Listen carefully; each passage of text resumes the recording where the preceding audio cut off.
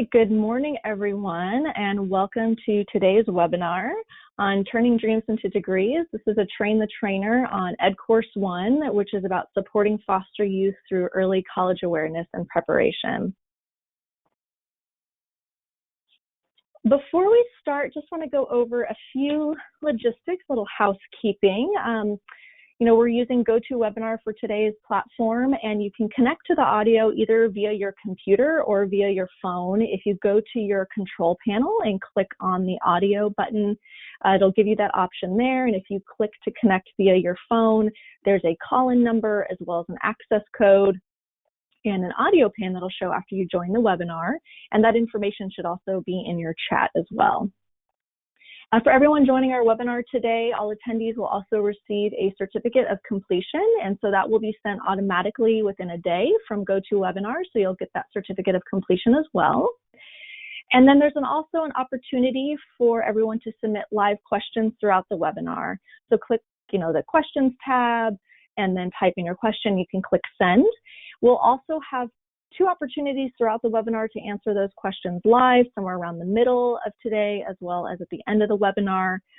So feel free to answer your questions and submit those, at any time. And everyone will also be muted throughout the webinar today.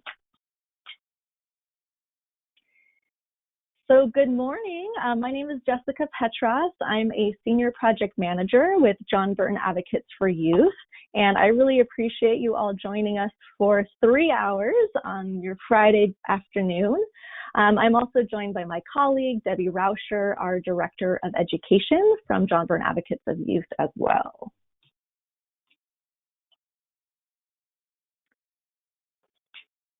So before we dive into the content of the course, I wanted to spend a little time kind of orienting you to the course materials and all the relevant information for trainers, since this is a Train the Trainer. This webinar is really designed for individuals who are planning on providing this training to caregivers in California that have foster youth in their care between the grades of 6 through 10. Caregivers can include resource families, whether they're relative or non-relative, foster family agency staff, or short-term residential treatment program staff, also known as STRTPs. So, throughout the course, I'm going to be using the term caregivers to be inclusive of all types of caregivers. However, as you're providing this training as a facilitator, you might choose to tailor the language based on your audience. So maybe you don't want to use the term caregiver, maybe you prefer to use the term resource families, and that's just fine. All of the materials that we're going to be going over today, all the course materials, they're going to be able to be found on our JBay website, listed on the link on the screen. And we're also going to add that link to the chat, and I'll show you that website as well, just to kind of orient you to all of the materials. I would definitely recommend bookmarking that link today so you have that for future reference. But when you go to that link, you're going to find all the materials that you need to provide this training to caregivers. So one of the things you'll find is a trainer's guide, as well as the PowerPoint slides that we're going over today. The webinar as well from today will be recorded and also posted on there. So if you have any colleagues or staff who weren't able to join today, they can just access this webinar at any time and get trained as well. Now, the trainer's guide that's on the website, it includes a course overview, a description of the materials. It has general facilitation tips, considerations, whether you're providing this training in person or online. It has suggested pacing for all the different sections. Also, it has a little bit of information if you're providing this training outside of LA County. I'll talk a little bit more about that in a moment.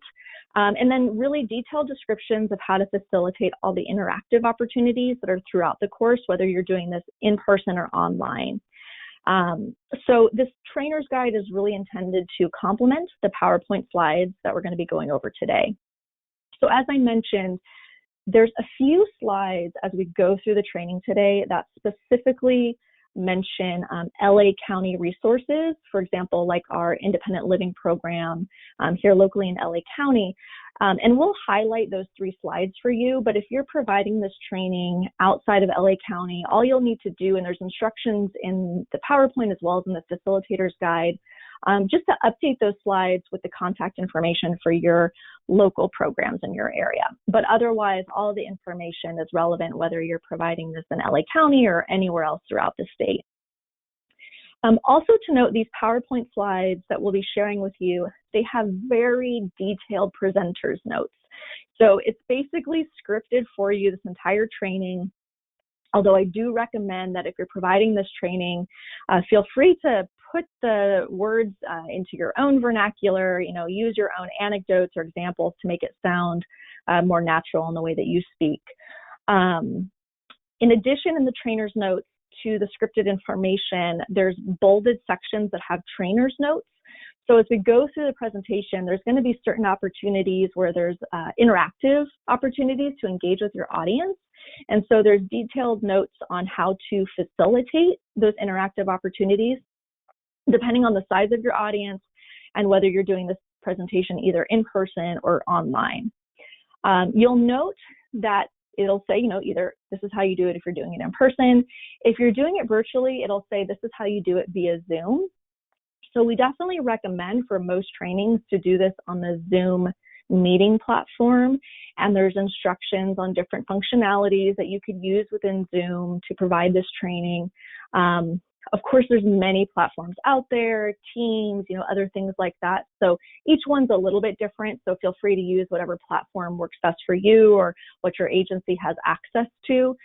What I'd recommend though is before you sit down to provide this training, orient yourself to the materials, look at all the slides that have interaction opportunities, and decide how you're going to facilitate them depending on your platform and your delivery mode. And orient yourself to the PowerPoint slides too, because as we go through, you'll see there's a lot of built-in animation. There's a lot of links to other websites. And so you'll just want to be familiar with that as you go through with the technology aspect. But essentially, if you, read the PowerPoint slides in advance and read the facilitator or trainer's guide in advance, I think you'll be well prepared and confident and comfortable to provide this content to your caregivers. The other content on the link that's on the slide is Caregiver Materials. So we also created a lot of supplemental handouts specifically for our caregivers on a variety of topics. And we have a unique link, and I'll show you that in a moment, for our caregivers so they can access all the materials that they need. So let me just kind of briefly show you the website just so you can see what it looks like. One moment here. Okay. So this is where all of your trainer's materials are. As you'll see, we've got the trainer's guide, we've got the PowerPoint. There's instructions on how to download the PowerPoint. It is a huge file. It'll take you a little bit of time to download. There's a lot of embedded videos. So we linked it to our Google Drive, and just make sure to download it as a PowerPoint slide, not as Google Slides. And then here's all the caregiver supporting materials. You click here, and then this is the link you can give to your caregivers that they can reference. And these are all the handouts that they would need that we're going to go over in today's trainings. And so, if you were doing this in person, maybe you would print out these handouts for them, or virtually, just give them the link to this in the chat as well. So that is where all your materials are. Let me go back to our PowerPoint here. All right. So a few other things to note. This training that we're going over today is in English, but we will be translating all of the materials to Spanish as well as the handouts. So that's coming soon. As soon as that's translated, I don't have an exact date. Hopefully within the next month, we'll have that posted on this website as well. And I will also email everyone who's been registered for today's course so you can get a heads up that it's been completed and available on the website as well. Another exciting update coming is for those of you that might be familiar with Foster Parent College. It's an online platform for caregiver trainings nationally, actually, and on all different types of topics. And it's very interactive. A caregiver can go on there, do the training at their own pace. There's a lot of interactive opportunities. You can kind of click different options, true and false, and things like that. Well, this training has also been converted to their online platform, and it's now available, just became released last week, preparing teens for post-secondary education. And CDSS has a partnership with Foster Parent College, so resource parents throughout the state can access this course for free. And I put in the handout section a flyer about this course, describes the courses, as well as information on how to register if your agency is not already registered with Foster Parent College. So this is just another option for our resource families, in addition to you all providing the training to them. For those that might maybe need more flexibility with taking this content in the evenings or weekends, whatever it might be, they can do it at their own pace. And that course is now available as well on their website, which we're very excited about. Now, STRTP staff, they're also welcome to take the training on here. I will note, though, that the language used throughout the course is resource parents instead of, STRTP staff or caregivers. So because it uses the term resource parents to speak to the audience, I'm not sure, if STRTP staff will feel like it's speaking to them as much, but they can take the course if they like. And it's mostly the same content as the content we'll be going over today. Another update for you, this is a course designed primarily for caregivers in 6th through 10th grade, but there's also a companion course, Education Course 2, and that one is focused for caregivers with youth in 11th and 12th grades. And we're going to be doing a Train the Trainer on that course on July 9th from 10 to 1. So if you're not yet registered and you're interested in attending, we also have a flyer in the handout section where you can go and click the link to register for that as well. And then lastly, I'm also excited to announce for our LA County partners, our LA County Office of Education Foster Youth Services Coordinating Program, FYSCP, will also be providing these trainings for our caregivers throughout LA County moving forward. So we're really excited about that. They're going to be offering annual Train the Trainers on this course and also be providing trainers, whether it's for the STRTP staff, FFA staff, or other caregivers. They're in the process of determining what their course calendar is going to look like for the year, but really excited, so stay tuned for those upcoming trainings as well. And of course, our partners at Foster FKCE, they will be offering this course as well in English and Spanish to any resource parents, including those served by FFAs throughout LA County as well. And they've been doing that for the last year and a half, so that's another resource as well for our caregivers. All right. So I think those are some logistics just to kind of orient you to different trainings available in the community and all of the materials as well.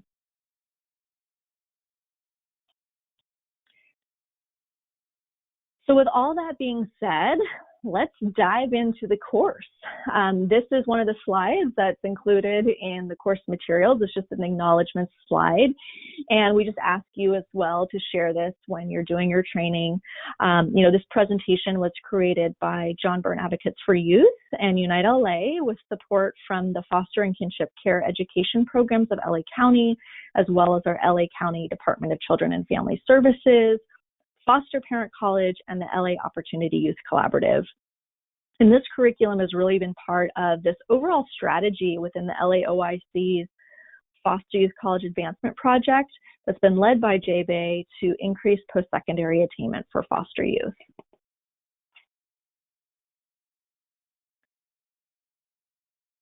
So why are we doing this training?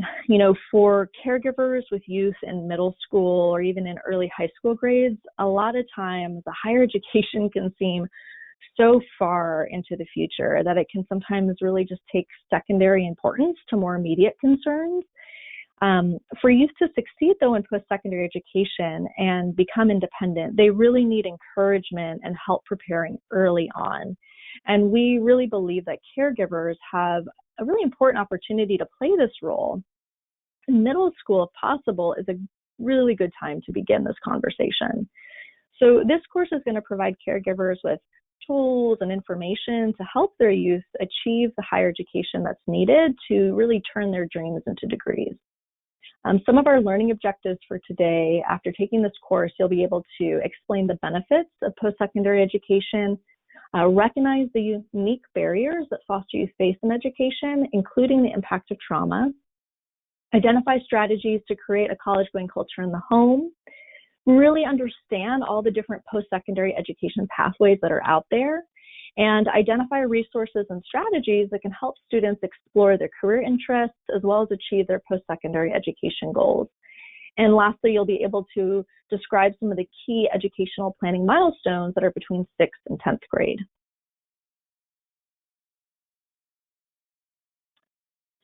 So as I mentioned, all of the caregiver materials can be found on this link.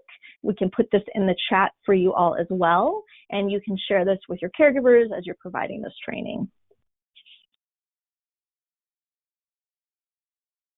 So you've probably heard me mention the term post-secondary education, higher education. Before we begin, let's really just define post-secondary education. This is also known as higher education, and it's generally any formal education that happens after high school. So this can include apprenticeships, trade school, career and technical education, such as Job Corps, community colleges, or your traditional four-year college or university pathways. And so as we go through the training, we're going to talk more about these different types of post-secondary education pathways. But just so you know, we're going to be using these terms synonymously. We'll be using higher education or college or post-secondary education interchangeably to refer to all these different education pathways after high school. All right, so to kick us off, let's just do a little activity here. We've got some people here on the screen. We've got a large audience today, so we're doing this via GoToWebinar. I would say if you were doing this activity with a smaller group, either in person, Zoom meeting would be a great platform to use to maybe see if you guys know who these people are, but I'll go ahead and let you know. We've got Colin Kaepernick, a former NFL quarterback who attended the University of Nevada.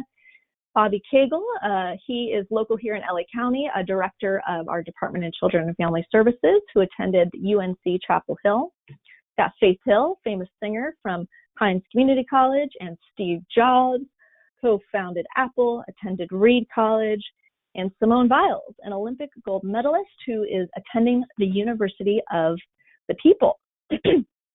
So my question for all of you is, which of these individuals are former foster youth? So I am going to actually launch a poll for you all to take and select all that apply.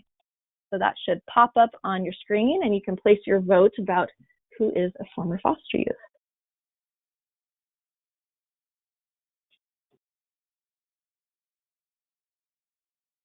All right, we got some votes coming in. Give you guys just a few more seconds here.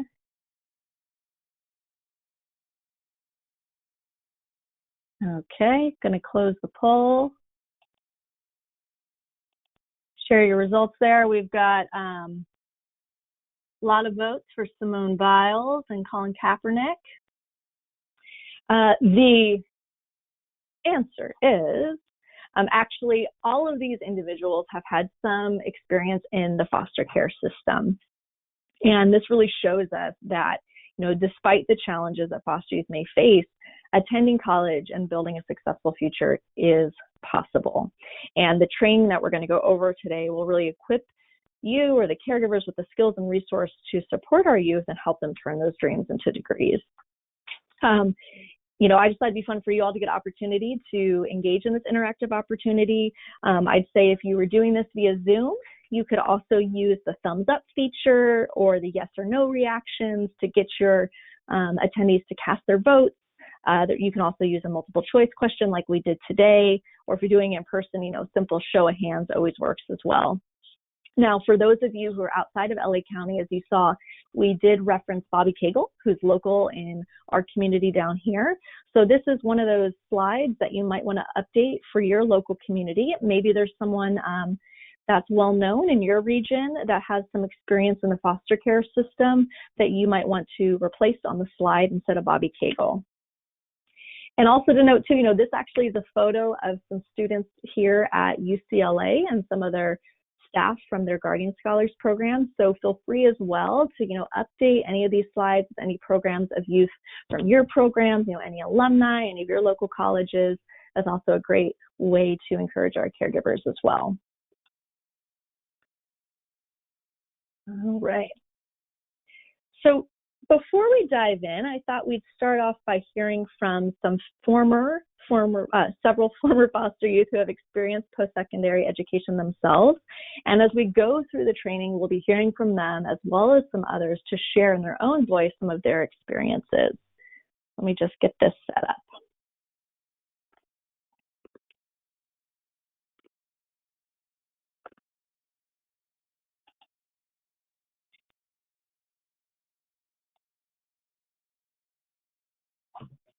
I'm 23 years old. I was in foster care for 11 years. Jessica, do you want to stop it for a minute? Oh, yeah. There is some echo.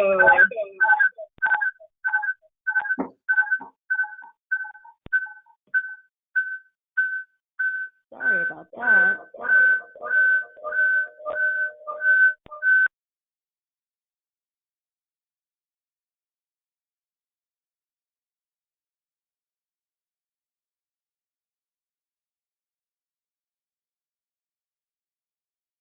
Sorry, folks. I'm not sure.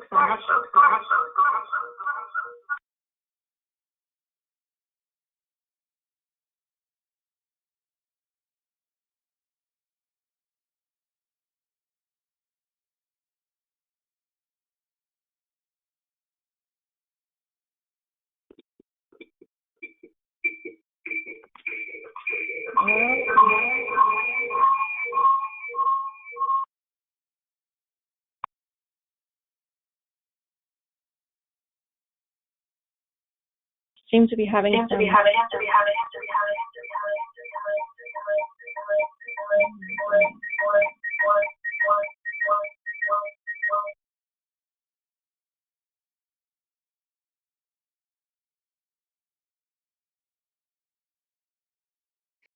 So this is Debbie with John Burton Advocates for Youth. I'm going to just chime in for a second here while Jessica works on trying to see if we can get this audio glitch figured out. What she's going to be showing you throughout the training, there's actually a series of embedded videos with young people speaking directly about their experience in the foster care system and their thoughts about post-secondary education. So we're really excited. I'm incredibly grateful to these young people for sharing their stories. We think that you know, this is a really great addition. These videos are also included in the online version with the Foster Parent College. This is something that we hadn't had in the previous version of the training, so we're just incredibly excited to be able to add the youth voice to the training. Jessica, any luck with the audio, you think?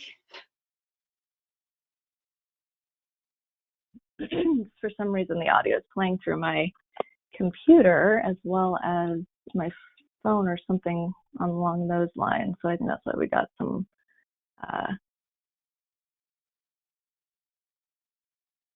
weird audio happening, and I'm not having much luck. I'm so sorry, everybody. I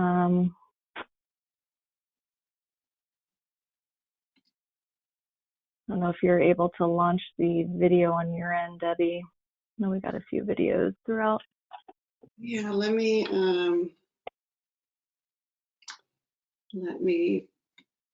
go to that slide on the PowerPoint.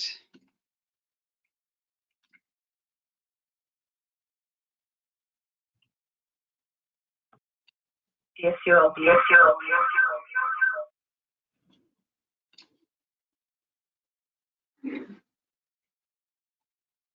So Sorry, folks. I'm going to go ahead and switch over my audio right now to see if I can play the audio. Hold on one second.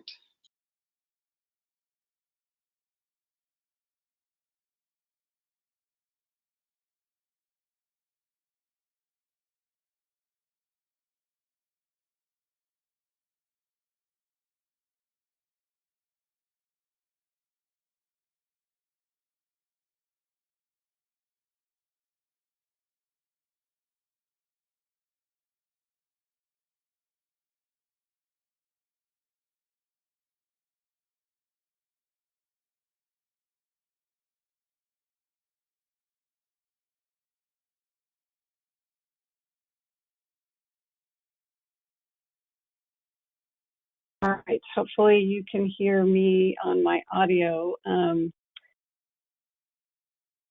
Jessica, I'm going to go ahead and take over the PowerPoint.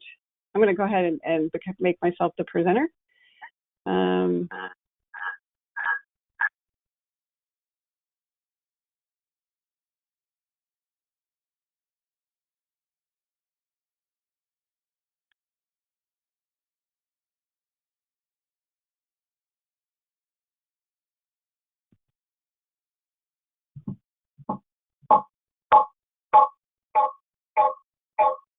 So Jessica, I don't know if you can just mute yourself entirely. We're still getting feedback from you.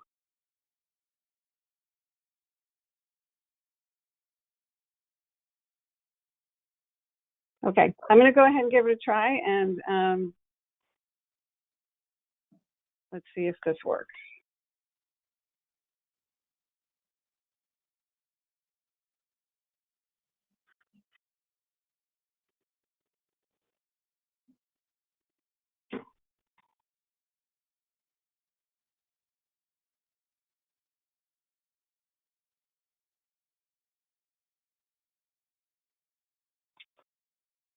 All right, now I'm having trouble playing the video. Hold on.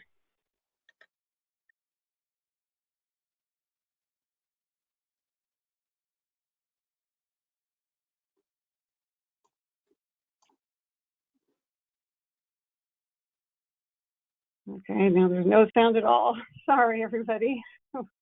We did test this out. I'm not quite sure why it's not working today.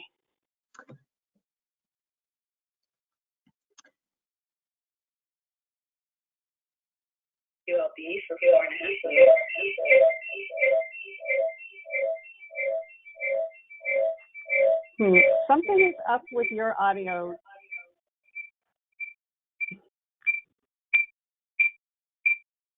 Jessica, you need to get out of audio completely.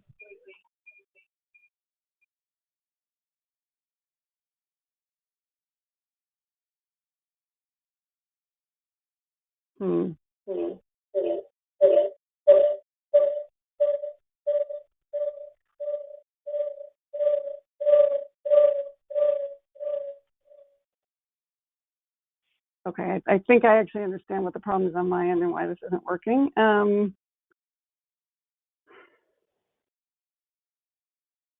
Our apologies, folks. We really want you to be able to see these videos. Let me just think for a minute.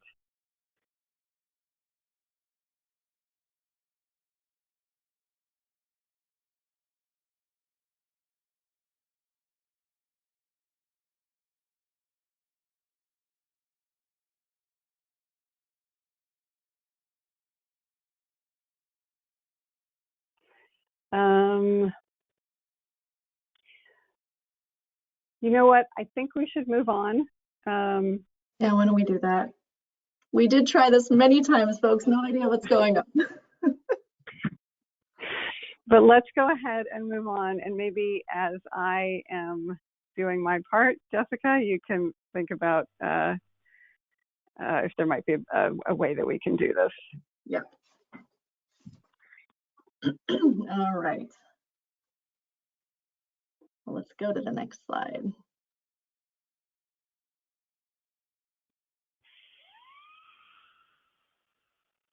All right. Let's try this. Okay, there we go. Right. So, you know, what that video would have shown was a lot of young folks talking about their current educational journey and some of their current goals. So, you know, why are we focusing on higher education? Why is that important? You know, simply put, if we want to go to the next slide, the investment that you make to pursue a college degree pays off in terms of future earnings. So as you can see on the slide here, the average annual salary of someone with only a high school diploma is about $400,000 a year compared to about $65,000 for someone with a 4-year degree or a bachelor's degree. So when added up over the course of one's lifetime, the difference in earnings can equal to $1 million more. Next slide.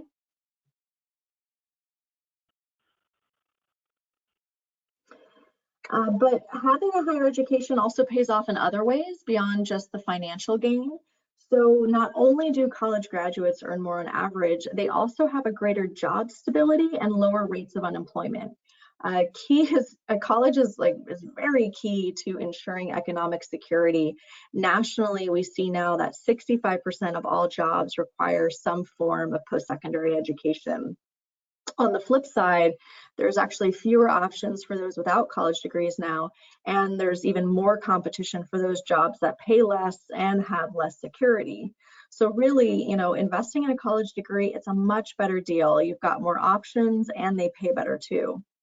And college degree is also associated with other positive life outcomes, such as improved health outcomes, increased volunteering, voting, lower rates of incarceration, and there's a greater likelihood of one's own children attending college.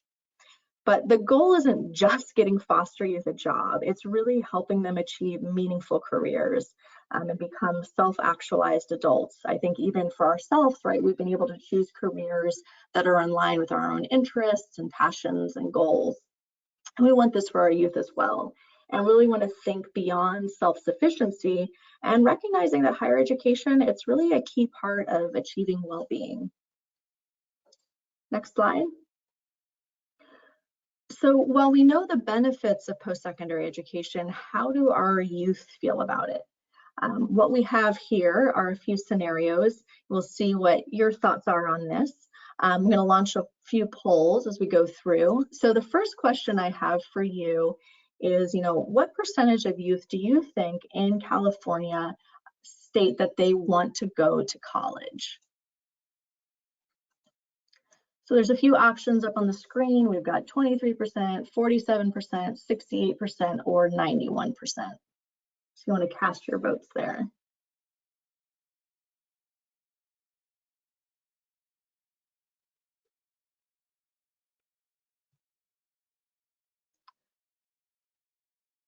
All right.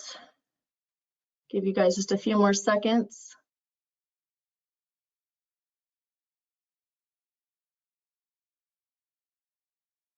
All right, I think most of you have voted. Let's see, I think most of you guessed around, see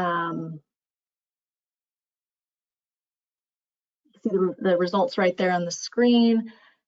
21% of you think 91%, 27% of you think about 68%. So kind of a wide range of what everyone's thoughts are about how many foster youth actually want to go to college. Well, the real answer, if we go to the next slide, is that actually 91% of foster youth indicated that they want to go to college. So while this is really positive, aspiring to go to college and making it through to that degree are two different things. So the next question I have for you is, what percentage of youth do you think who have experienced foster care actually enroll in college in California? So we got another poll for you here.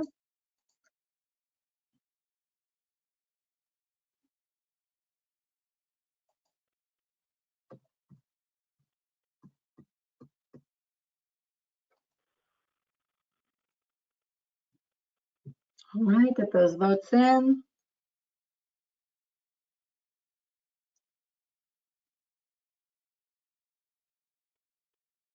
All right, going to close that poll.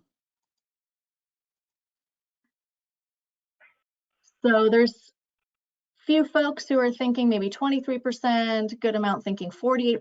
So again, kind of a range. The truth is, what we're seeing from our latest data is that 48% of our youth are enrolling in higher education. And that's within 1 year after high school graduation. So while most foster youth who have experienced foster care, while they want to go to college, the reality is that a lot of them face a lot of obstacles that need to be overcome prior to actually even enrolling in college. There's a lot of barriers in those early years that prevent them from enrolling in college. So lastly, what we want to look at is, what percentage of youth who have experienced foster care do you think actually achieve a college degree by the age of 23? So we've got one more poll here.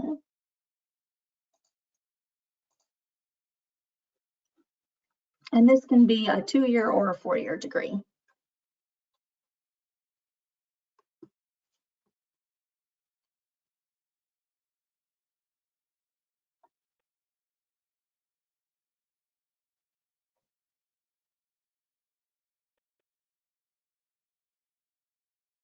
All right, just a few more seconds. I think most of you have voted.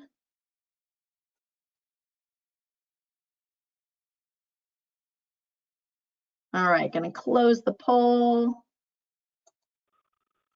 Let's look at our results. So kind of a range again. A lot of you are thinking maybe around the 23%, about 40% of you do think around 11%. And that is actually correct. The latest data does show that 11% of our youth are receiving that 2-year, 4-year degree by the age of 23. And I think for some of you who have been in this field for a little while, you've probably have heard even lower numbers in the past. So it's true, it's actually increased recently in years, which is good news, but there's definitely still more work to do ahead. And I think a lot of what can contribute to this, early in their schooling, youth in care often get labeled as not college material or not college ready. And these negative labels are due to a range of unique barriers and challenges that these youth may face, of course, due to no fault of their own. So as we go through the training, we're going to talk a little bit more about some of these challenges in the next section that might be contributing to some of these outcomes and what caregivers can do to improve these outcomes and really help them reach their higher educational goals.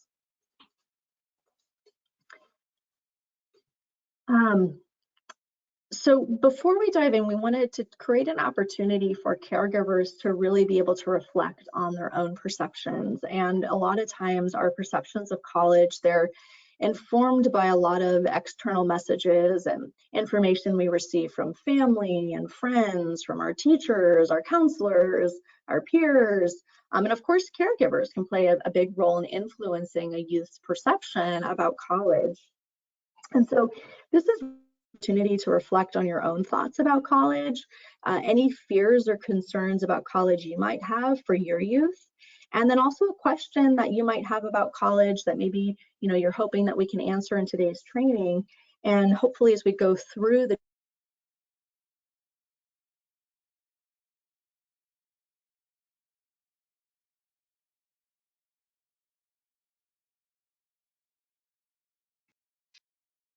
Jessica, we just lost your sound. Are you there?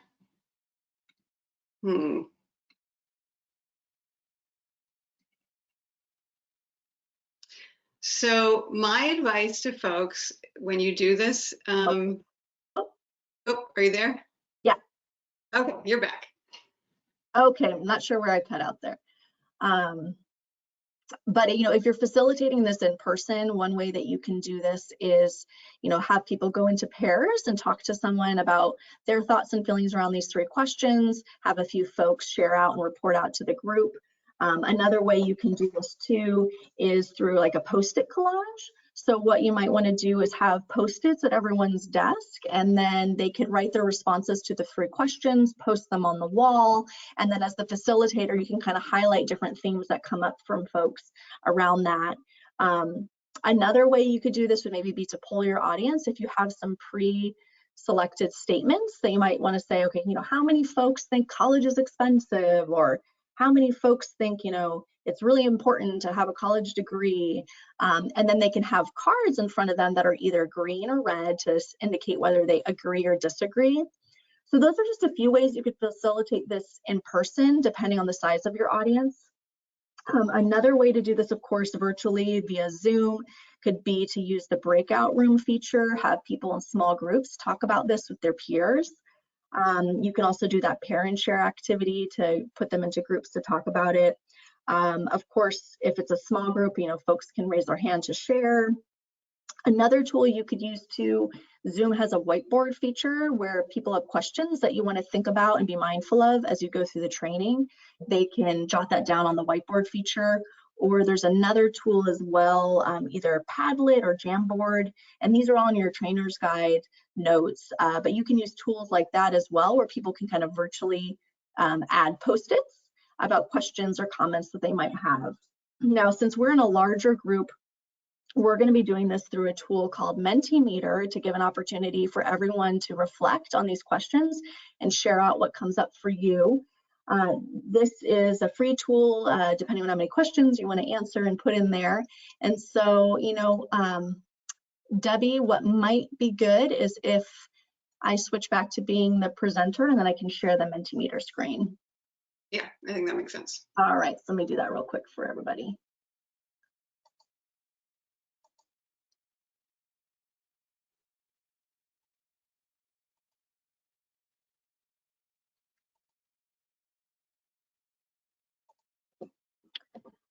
All right. So for those of you who haven't used Mentee Meter, what you can do is on this slide, you should see it says go to mentee.com and use the code listed there on the slide. You can go to this either on your browser or go to it on your phone and type in the code and then write in your responses about how you feel about college, what comes up for you when you think about college, whether it's positive or negative. So we'll give everyone a few moments to do that, and then we should have the results pop up on the screen.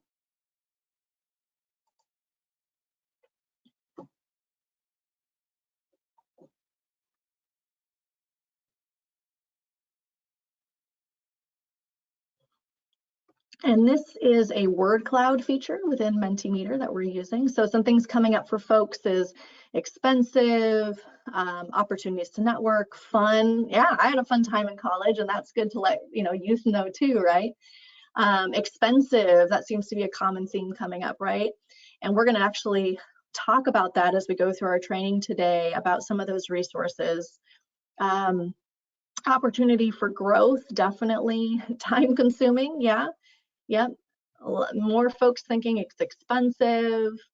The common responses you'll see as they pop up on the screen are going to be in larger fonts and bolded.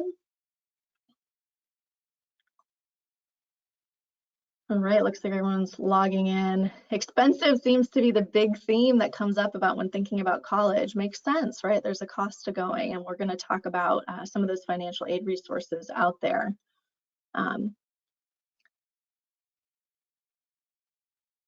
Hard, growth, fun.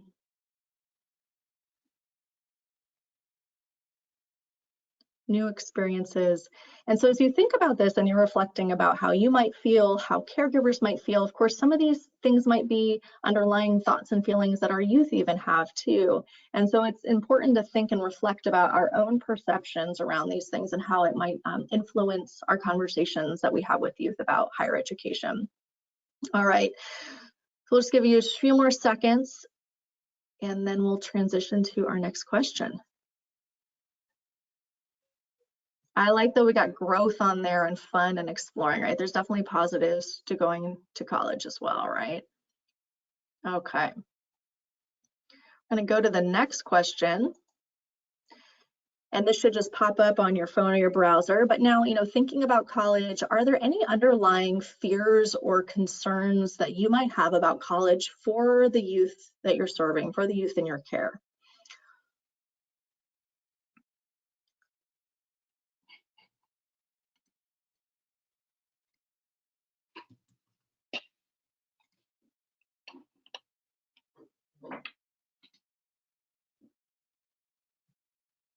Right, financial concerns, that seems to be a big one that came up again.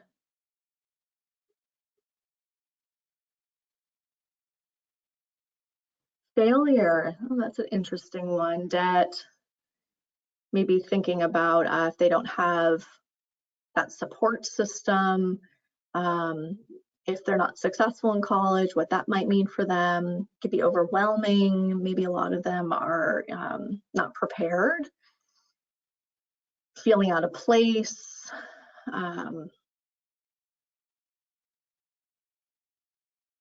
Isolation, yeah, that, you know, maybe they don't know other folks who have gone to college, feeling like they don't belong there, fit in, definitely. Support, that's a big one. Great. And, you know, we'll talk a little bit about that in today's training too, because we do want to make sure that they are connected to support systems.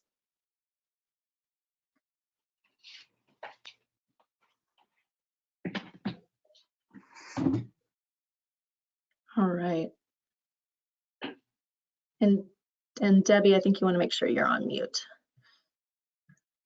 All right, so those are some big ones. So I'm going to close this out for right now, but let's keep this in mind as we go through our training today about some of these fears and concerns that are coming up for folks around higher education, and see if we can address some of those concerns. And if you have any questions that are, you know, already top of mind that you want to make sure that you get addressed in today's training, please put that into the questions chat box as well in the control panel.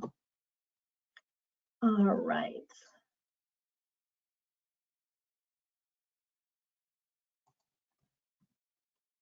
All right, so let's go back to our slides here. And sorry, since we switched presenters, I just got to catch up to where we were here. One moment.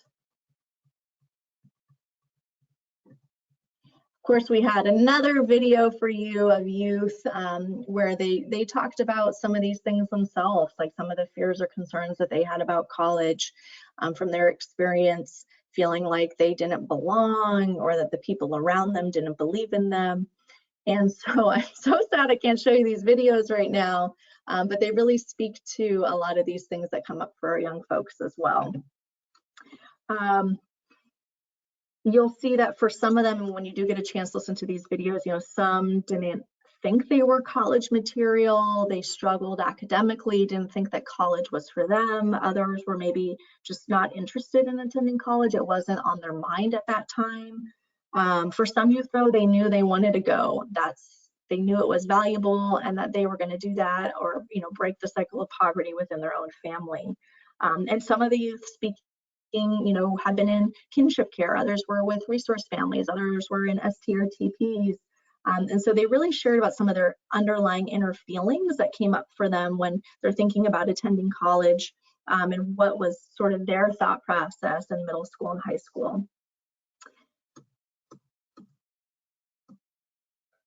All right, so with that in mind, I'm going to transition it over to Debbie to talk about some of the unique barriers that foster youth face in higher education. All right, thanks so much. And I do have a thought about the video, but I'm going to go through my part. Maybe when we get to the break, we can see if we can get the videos working. I will just say, for those of you who are going to be doing this training online, I do not recommend using GoToWebinar. It is not a good interface for this type of thing. I think most people are probably using Zoom, and the video option on Zoom is much more seamless. We are actually going to be switching over to Zoom in our agency, but we had already sent out the registration for this training on GoToWebinar. So my apologies for that, but I do think if you do it on Zoom, you shouldn't have this kind of trouble. So with that, I'm going to start to talk about some of the unique barriers that foster youth face in higher education and how caregivers can really work in their role to address those barriers.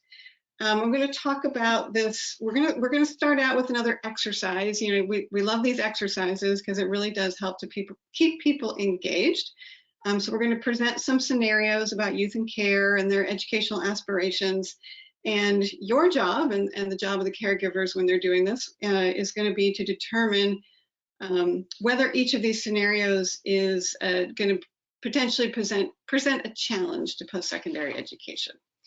So the first scenario here, Elijah is a youth who has experienced several school changes while in care. Could this present a challenge to his college success? So I'm going to go ahead and we're going to launch another one of our polls. So yes or no, do you think that experiencing several school changes while in care is going to present a challenge to Elijah's college success. So I'll give folks a minute. And while you're doing that, you know, one of the things to just keep in mind as you're doing these scenarios yourself with folks at a training or online in a training is, you know, we like to preface this just by saying that every youth experience is unique. The impact of these experiences is going to vary student to student. So these scenarios are really just intended to explore some common themes in the foster care system. It doesn't mean that every youth is going to respond identically to any particular challenge that's being presented. If you're doing this in person, you can, you know, much more simply just ask people to vote by raising their hand, yes or no. If you're doing it online, you can do a poll like this, or if you're on Zoom, you can use the reactions feature where people can actually say yes or no. There's a whole sort of feature for that. So I'm going to go ahead and close the poll and share the results. So the vast majority of you think, yes, this is going to be a barrier, and you are correct. We want to bring up the animation. Yes, this is likely going to be a barrier. Changing schools is a challenge for any youth. We know that frequent school changes is one of the biggest challenges that foster youth face. This can lead to youth falling behind in academics, you know, core subjects like math and English, receiving only partial credits. It can also disrupt forming or keeping supportive relationships with teachers, peers, counselors. So it's good for caregivers to just be aware that if they do have a youth in their care who's had a lot of school changes, that they may need a little bit of additional support as they move through their college planning process. If we move to the next slide, just a helpful tip about this that we like to share at this point is, you know, this training is of course not about things like school of origin and other rights that students have in the K-12 system, but this might bring up questions about, you know, whether students can stay in their school of origin if they change placements and those types of things. And the answer is yes, if it's in their best interest to do so. Caregivers can definitely play a role in advocating for students to stay in their school of origin if they change placements. For providers, it's helpful to note that unless other arrangements are specified in the Needs and Services Plan or the Transitional Independent Living Plan, providers are obligated to ensure that transportation is provided to get to school, including to the school of origin. And we do have a link there for folks who want to dive more into rights related to K-12 specifically. We do provide a handout from the Alliance for Children's Rights that provides a lot more information about that. And, you know, it's also helpful to kind of make sure caregivers are aware that with the school of origin piece, sometimes, you know, if a student changes placements, maybe it's not practical for them to remain in their school of origin for the next 4 years, but perhaps if it's in the middle of a semester, they can remain in their school of origin until they complete that semester so it doesn't disrupt their classes midterm. Okay, if we go to the next slide, so now we have another scenario. So Ashley's a sophomore at a local high school. She wants to become a graphic designer. However, because of her recent suspension and low grades, her caregivers doubt she'll be able to go to or succeed in college. So do you think that the attitude of her caregivers presents a challenge to her college success? So I'm going to go ahead and launch a poll on that. So her caregivers don't think she's going to be able to be successful in college. Do we think that that attitude of her caregivers is going to present a challenge to her college success? We'll give folks a minute to answer the question.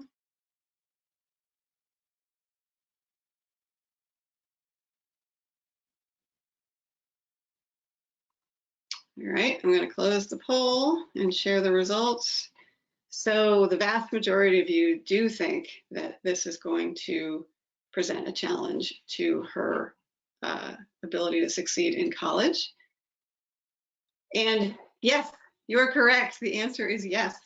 And this is actually going to be a major theme throughout kind of the rest of this section, is the attitude of caregivers can really play a tremendous role in whether students feel like they're able to go to college, and really then influence whether they do in fact go to college. The fact is that even with students with low grades or who had, suspensions or other issues while they were in school, many of them go on to be quite successful in college.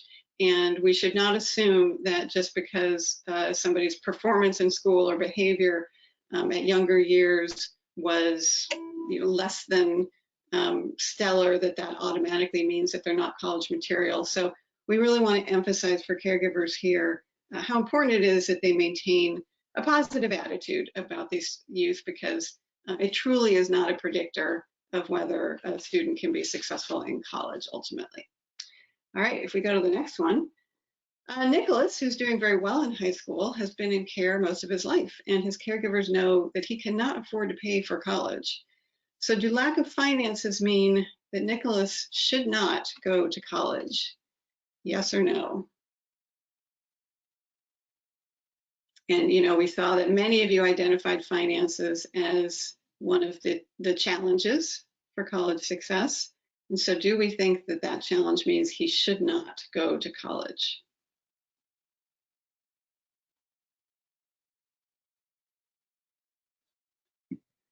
All right, I'm going to go ahead and close the poll and share results. So the vast majority of you, 91%, said no, meaning that lack of finances does not mean that Nicholas shouldn't go to college. That was like a triple negative there. But basically, he should still go to college. And that is the correct answer. It does not necessarily mean that he shouldn't go to college. In fact, it doesn't mean that at all. So a couple of things. One is that when you do the math, even with the cost of college, the amount on average that young people go on to earn by having post-secondary education as compared to just a high school diploma is significant. And we talked about this early on, it adds up to like $1 million over a lifetime. So there is still a significant financial advantage in going to college. But the other thing to really emphasize to caregivers is that foster youth now qualify for a tremendous amount of financial aid if they plan ahead. And so where people often get into trouble is that they don't plan ahead. And so with these folks who have younger youth in their care, it's really important to emphasize that by planning ahead, by filling out the FAFSA early, by applying for a Chafee grant, and the Ed course 2 is going to talk about all kind of these different forms of financial aid. But just in gift aid, straight out grant aid that doesn't have to be paid back, starting next year, there's going to be, for foster youth specifically, who's enrolled in just 12 units at a community college, close to $18,000 available for non-tuition costs. So that's a tremendous amount of money. And if they go to a CSU or UC, on top of that is the Cal Grant, which offers free tuition. But all of these things, require, there's deadlines for applying and submission of forms and various things that need to be done. But I think people sometimes don't realize that for foster youth, in fact, there are a tremendous amount of resources with proper planning. All right, if we go to the next slide, and as I said, in Ed Course 2, we dive into the financial aid piece in much, much more detail. But at this stage, we just want to let people know that this is still, a very real possibility, and they shouldn't let finances deter them. All right, so scenario 4, Rachel, oops, go back to, there we go. Rachel is 17 and has lived with multiple resource families. However, she has not developed a relationship with her current family members. She's determined to go to college to study accounting and has been searching online for degree programs. Could Rachel's lack of a relationship with her current resource parents present a challenge to her college success? Yes or no? So it looks like the answer already popped up, which is fine. So I think I'm going to start. Why it's showing there, but it's not supposed to. It's all right. So probably yes is the answer. So we're going to go ahead and skip the poll on that one, since we gave you a freebie on the answer for that one. Rachel has a tremendous amount of commitment, and that is going to really take her a long way. But the fact of the matter is that she's still 17 years old, and any 17-year-old is going to need guidance from a supportive adult to be able to move through all of the processes and such that are required for college matriculation. So making sure that she has an adult in her life who can help her to do things like identify resources, fill out applications, apply for financial aid is really going to be essential for Rachel. And so either, we need to work with the caregiver to be able to step into that role, or make sure that she has somebody else available to her who can provide that kind of support. All right, if we go to scenario 5. Oh, for some reason, the answers are popping up here. I'm not sure what's going on with that. So throughout her life, Irene was exposed to domestic violence and neglect. Now, as an 8th grader, her resource parents are supporting her therapy as she deals with the after effects of her trauma. Could complex trauma present a challenge to her college success? So the answer is probably yes. Like Irene, a lot of youth in foster care suffer from complex trauma. This can have negative effects on their behavior, including performance in school, self-esteem. These effects are going to most likely be things that Irene will be dealing with for the rest of her life in some capacity. And that's going to include as she works through post-secondary education. But, the fact that she has this trauma certainly doesn't mean that she can't be successful in college. It just means that her caregivers need to have an awareness of this and make sure that she's getting the proper support so that that trauma is being addressed and is not inhibiting her ability to go to college. And we're going to talk in the next section quite a bit about trauma and how to best support youth who have a history of trauma. Okay, next slide. All right, so we're not giving you the answer to this one. Devin is a 7th grader diagnosed with dyslexia. Devin is an exceptionally clear thinker, but his reading ability is way below his grade level. So he's currently receiving special education services, and with the help of these services, he's getting B's and C's in his academic classes. Devin wants to be a mechanical engineer and design electric cars. Will Devin's learning disability prevent him from achieving a post-secondary education? All right, so I'm going to launch this poll.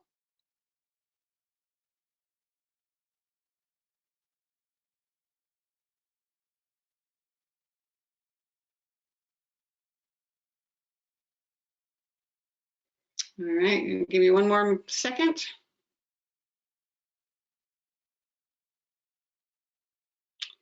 All right, so most of you said no. Some of you did say yes, 17%.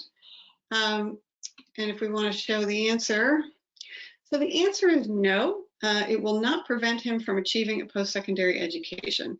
And in fact, there are a lot of support services available within post-secondary systems, including technology support for college students with disabilities like dyslexia, students who enroll in their campus's disability services program can get note takers to take notes for them. They can get extra time on tests. There's a tremendous amount of accommodations that campuses will make for students with disabilities. And so, regardless of what kind of learning disability or other disability a student may have, there's a lot of resources available. And so nobody should assume that a student can't be successful in post-secondary education just because of the presence of a disability. All right, if we want to move to the next slide, I think I'm going to turn it back over to Jessica.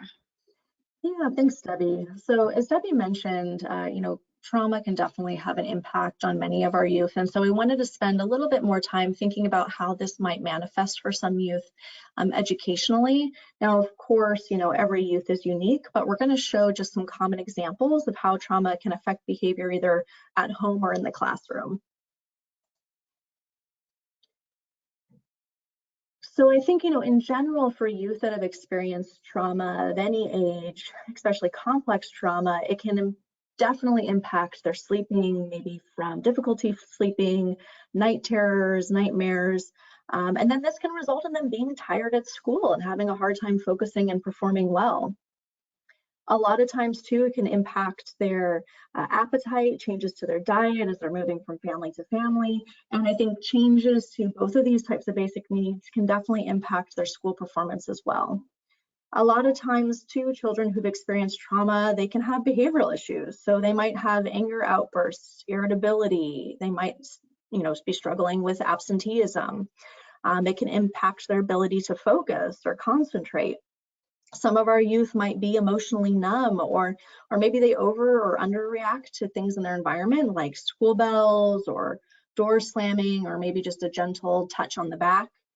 And a lot of times too, we might see that some youth might have difficulty with authority or even redirection or criticism. And then I think the one that's also really important for our caregivers to be aware of is that it can really impact their ability to form trusting relationships with adults.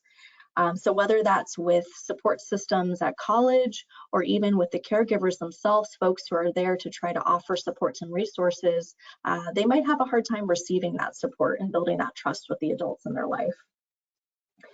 Now, a lot of times what can happen is these youth get labeled with a disability, or they have a IEP, an individualized education plan, sometimes due to the effects of their trauma. And I think we just need to be aware of too, that while of course we want our youth to be connected to resources and supports, that a lot of times that can come with a negative stigma that sometimes teachers or caregivers or even youth might hold about themselves. And sometimes these youth are not really challenged or supported to their full potential. But definitely, even if a youth has experienced trauma or has an IEP, college can definitely still be possible for them. I think sometimes too, it can be hard to distinguish between the effects of trauma and other mental health disorders or learning disabilities. So we definitely encourage caregivers to work with their child welfare team, leverage the CFTM meeting, work with their school, and to get evaluated by a professional to determine if that individualized education plan or IEP is really needed. Because if it is, they can definitely provide specialized education services to the students. There's also students with special needs who have special protections with the Americans with Disabilities Act in Section 504.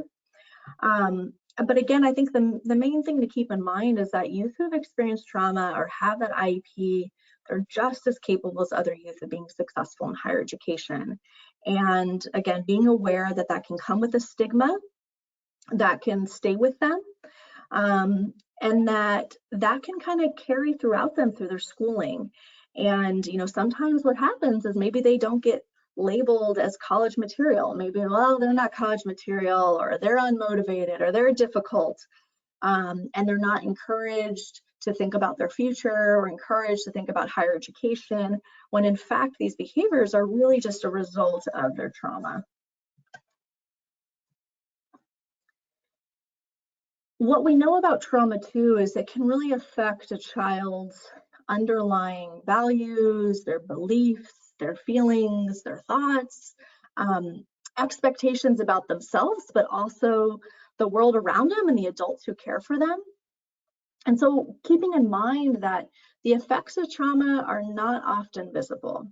A lot of times we just see the child's behavior, and maybe that's that child who's not showing up to class, who's having anger outbursts, and then we might forget sometimes about what might be really happening below the surface that's impacting these behaviors. And so we want to encourage caregivers to use a trauma-informed approach that really recognize that when we see these maybe what are labeled as negative behaviors, oftentimes it's really just that after effect of the trauma that they've experienced. And when we see these behaviors, it can really be a clue to us to think about what their underlying beliefs or attitudes and feelings might be when it comes to these maybe problematic school behaviors. And so we really want to encourage caregivers to ask themselves, what may have happened to this child that might be leading to some of these behaviors that we're seeing manifest in the classroom or at home, instead of, what's wrong with this child.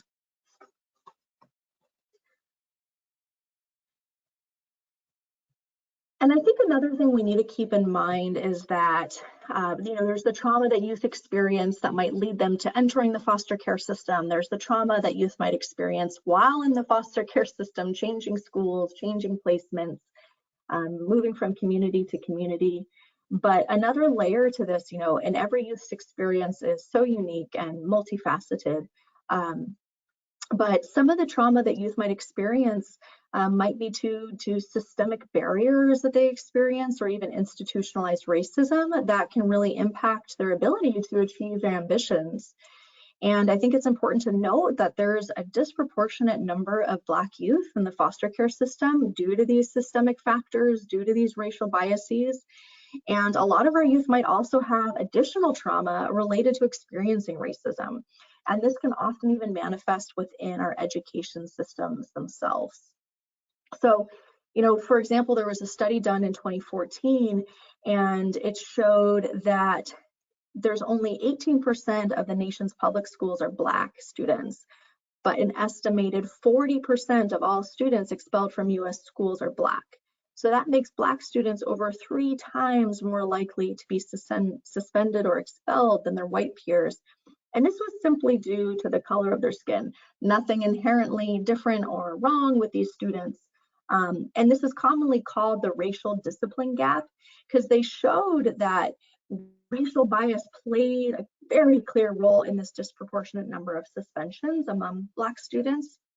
And this is even when they controlled for other factors such as previous disciplinary issues, socioeconomic status, when they factored in even economic achievement. And they found that racial bias can lead not only to harsher discipline, but these students are also less likely to be identified as gifted or to have access to quality teachers. Unfortunately, they even have shown in studies that this starts early, and that they're seeing that even Black preschool students are more likely to be suspended than students of other races. So this impact can be lifelong for many of our youth in the foster care system, this additional layer of trauma. But, you know, racism, it's not always overt. It's not always even within our conscious knowledge. We all hold what's called implicit biases. And for those of you who aren't familiar with this term, this is when you have an attitude towards people, or you associate stereotypes with them without even our conscious knowledge. And sometimes these implicit biases can even be about race. Now, I have a video that I was going to show you that really clarifies and helps one understand implicit biases. Hey, Jessica? Yeah. So I want to try something to see if we can get the videos to work. I have an idea. Okay. So I'm gonna go ahead and take over presentership. Okay.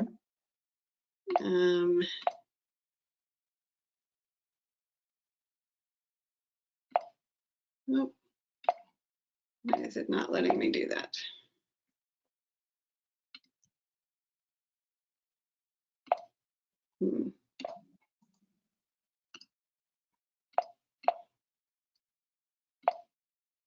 It's not letting me take over presentership for some reason.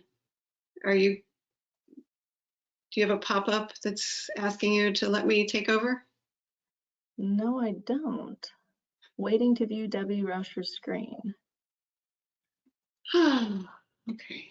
Wow, all kinds of technical issues today. Yeah. Don't use GoToWebinar. That's the theme of today's training. Totally. My whole control panel is now frozen. Okay. Can you take it back? Yes. Okay, let me try one more time. Oh, my whole control panel is frozen.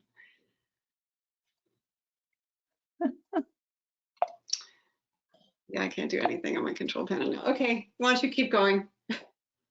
Okay. All right, well, I'm going to not even try to show the video. Let me summarize what it says for you. When it talks about implicit biases, you know, they can be about anything. They can be these unconscious associations that we have. So for example, if I tell you peanut butter, you're probably going to think of jelly, right? Because we often have an association with peanut butter and jelly because we've heard those associations commonly over time. And so with implicit biases, right, we're influenced by all these messages we receive from the media, from the news, from our family, from our friends, from education settings. And another example, sometimes these implicit biases can of course be about race, where there can be an association between a Black man and violence because of messages that we have been receiving throughout society. And we all have implicit biases. right? Again, without maybe even our conscious knowledge, and some of those can be about race. And so it's important to be aware of those implicit biases that we might have and how that can also impact the support that we provide to youth and the communication that we have with them as well. And so we definitely encourage caregivers to look at their own implicit biases. There's a great website, if you haven't checked it out, it's on the slide, implicit.harvard.edu. And there's actually these tests that folks can take, an implicit association test across all different types of potential categories of implicit biases, where you can kind of do some own self-reflection to see about what underlying belief systems you might have as well. And there's even, you know, and maybe you're thinking, well, not me, I don't have an implicit bias. Well, there's even an implicit bias that someone might have where they think that everyone else has implicit biases except themselves. So, you know, we just want caregivers to be aware of this additional layer when we're thinking about the role of trauma and the impact that it can have on our youth.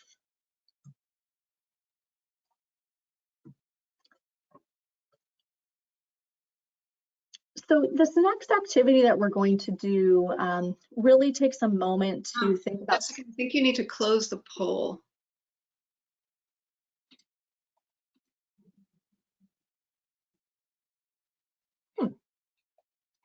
I don't have one open.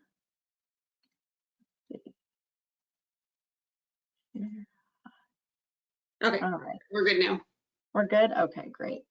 Interesting. So this activity helps us kind of keep in mind the role of trauma and how it might affect a student's belief about education, about college and their future, and thinking about how trauma can really affect a child's beliefs and expectations about themselves, as well as those adults who care for them. And so this activity will really kind of help you dive a little bit deeper into this. Just because I don't think about school, you have to go. Okay. So what we're going to do, we're going to use Mentee again. What I want you to do is think about on the slide here, the statement, if a student says to you, I don't want to go to college, you know, we don't want to take this at face value and be like, okay, great, let's move on to the next thing in their conversation. We want to like take this as an opportunity to think about what might be underneath the surface with this. So if you were working with a young person and they said to you, I don't want to go to college, what do you think might be some of those underlying beliefs or attitudes or feelings that might be underneath the surface that might be contributing to them thinking, I don't want to go to college? So what we're going to do real quick is go back to Mentee and create an opportunity for you to share some of your own thoughts about what might be going on for that young person.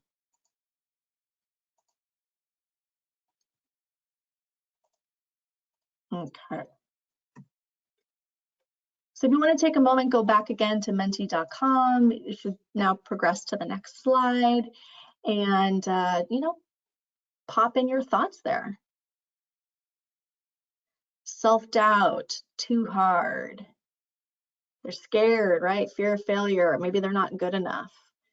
A lot of fear of failure. Yeah, and that makes sense because if you've been bouncing around from school to school, you're getting behind in your courses, you're feeling like, well, you're not good academically, then why would you want to do more college? You'd just be scared you'd fail again if you're not doing well in your classes right now, right? Yeah, they might think they're not good enough. They don't have that high self-worth. A lot of those types of thoughts. Well, yeah, a lot of fears. Maybe they don't think anyone's going to help them. They won't have that support. They don't even know where they're going to live tomorrow. How could they even think about college, right? They're in fight or flight mode. They're in the moment. It's hard to think about their future. Yeah, maybe they're not smart enough. And that makes sense too. They've gotten behind in their classes because they've moved from school to school. Yeah.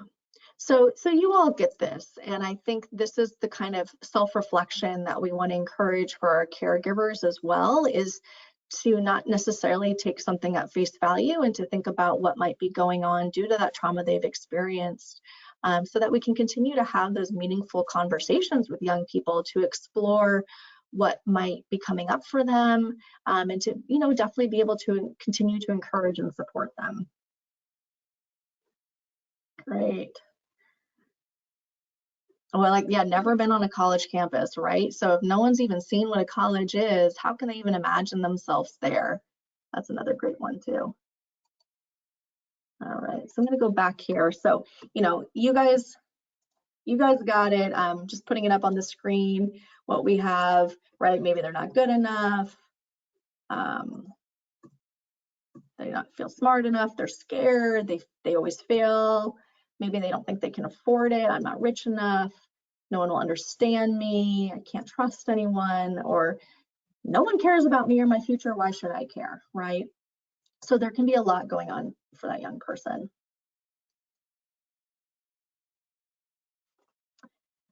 So, of course, we had another video from our young people talking about their challenges, what came up for them as some of these barriers. Of course, we won't be playing that right now, but hopefully we'll get this figured out for next time. But I do want to transition it over to Debbie to talk about, you know, we've talked a lot about a lot of these different barriers and challenges, but really there's a lot that caregivers can do to make a difference and support youth and address some of these barriers. Debbie. Thanks. Okay, so as one who just refuses to give up, I'm going to try this one more time. So I figured out what was going on with the presenting. So I'm going to make myself presenter again real quick here. Just give this one last shot.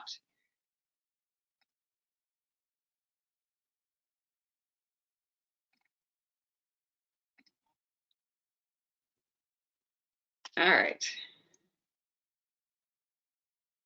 Wish me luck.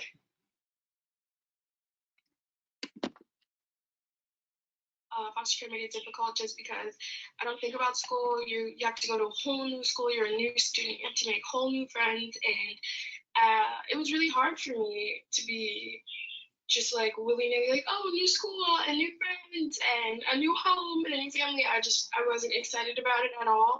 So it definitely made school difficult because I wouldn't go and I would ditch and be in trouble. The experience that impacted my performance while being a caregiver regarding education is simple. I was never stable. From first grade to 12th grade, I went to 16 different schools. I never had the chance to make childhood friends, build connections with school personnel, join any cool groups on campus. I didn't have a prom, grad night. I wasn't mentioned in any yearbook, etc. Like, I just felt invisible. My educational journey being in foster care was very difficult.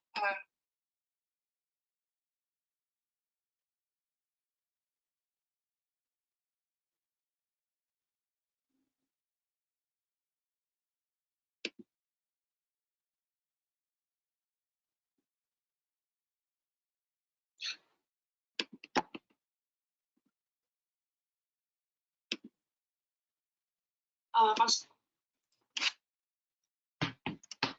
right, well, I'm not going to give up on this. I'm trying to play the sound and the video from two different locations. And I'm going to get this figured out on the break, and we're going to play these videos for you. But let me kind of launch into the next section, but we're getting closer here. How it was taught. Actually, let me try one thing really quick, just for fun.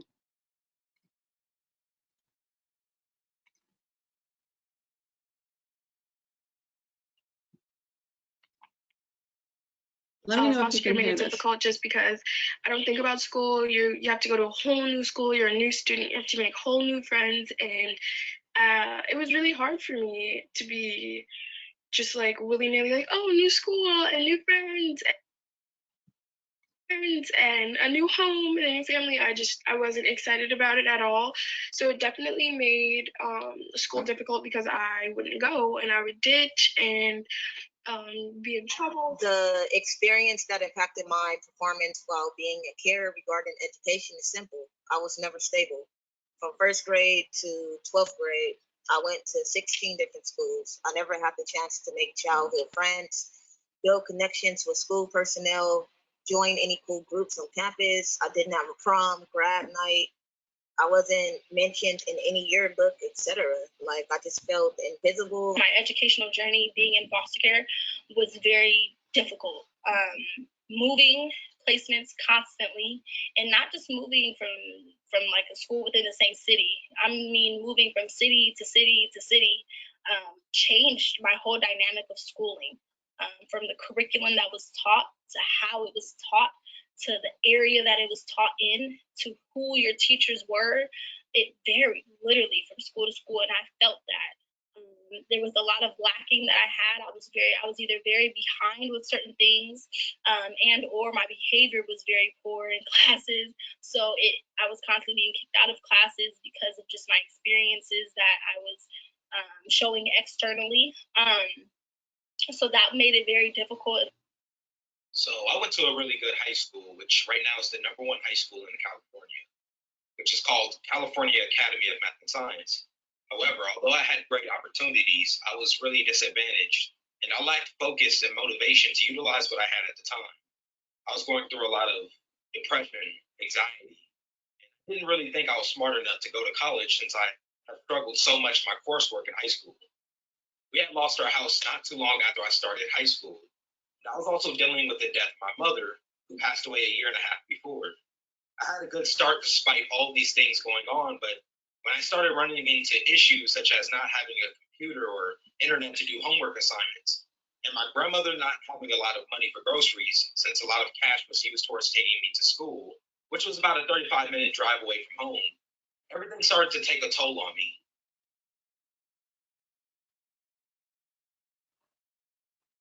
All right, we got it working. So excited. I actually do want to go ahead, now that we got this working, I'd actually love for people to see the other videos. I'm gonna go back. Let's see, I'm gonna find where they start, because they are so good. So bear with me. So appreciate everybody's patience with our technology. So this is the first video, where the kind of header here is, let's hear from several former foster youth who have experienced post-secondary education. So I'm going to go ahead and play that.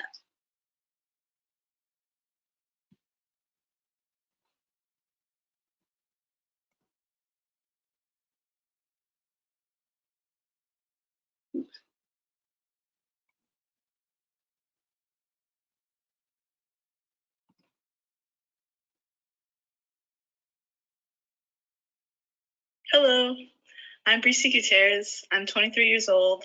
I was in foster care for 11 years. My siblings and I were very fortunate to be placed with my grandparents when we first entered. I went to CSULB for 4.5 years. I graduated with 2 bachelors in political science and psychology and a minor in women's gender and sexuality studies. Hello, my name is Enroll Evans. I am 21 years old, and I was raised in foster care from the age of 5 to 18, and then I transitioned to extended foster care from 18 to 21. I was in about 10 different placements. Within those placements, I was in group homes, I was in extended family, and I was also in non-relative placements. Now I currently attend the California State University of Sacramento. I am pursuing my bachelor's degree in criminal justice in hopes to then pursue my JD in law school to become an attorney for foster youth. Hi, my name is Roshan Davis. I'm 29 years old. I was born and raised in the foster care system. I was born with crack cocaine in my system. I was taken away from my mother at birth and placed under the care of my maternal grandmother until she passed away. I was 5 years old. Upon her death, I bounced around from foster home to foster home. By the age of 13, I had 4 different foster families. By the age of 14, I became a juvenile delinquent. I'm a current student at California State University, Los Angeles, working on my BS in psychology. My educational journey started in September of 2012 at Pasadena City College. I graduated in May 2016 as a triple major with an AA in psychology, an AA in sociology, and an AA in communications. My career goal is to become an IOP, an industrial organizational psychologist. Hey, how's it going, folks? My name is Angelo Mamero. I'm 24 years old, and I lived in foster care for about 2 years, and I was lucky enough to only have lived with one foster family throughout that whole time. Right now, my story is a little bit different because I'm not in college. I'm in a program called Year Up in San Francisco. And the coolest part about this program is that for 6 months, they would teach you technical skills. And then for another 6 months, they would partner you with a Fortune 500 company for an internship.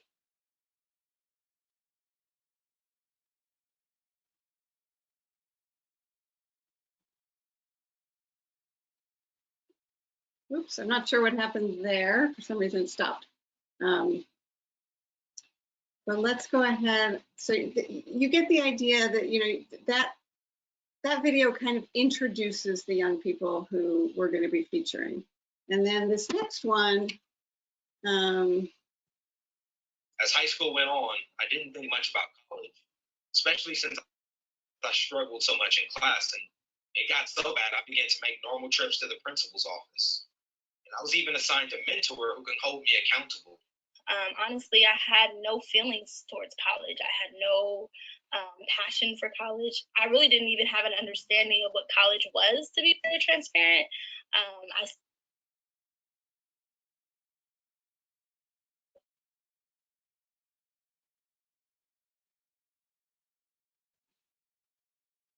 Oh my, okay, well, at least you got a little flavor of our videos. So you can see that we're kind of featuring these young people throughout as we go through, asking them different questions. I'm gonna just try this last one.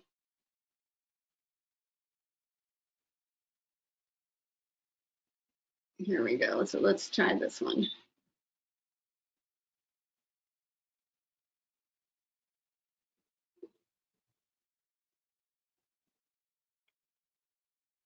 Foster care made it difficult just because I don't think about school. You have to go to a whole new school. You're a new student. You have to make whole new friends and be.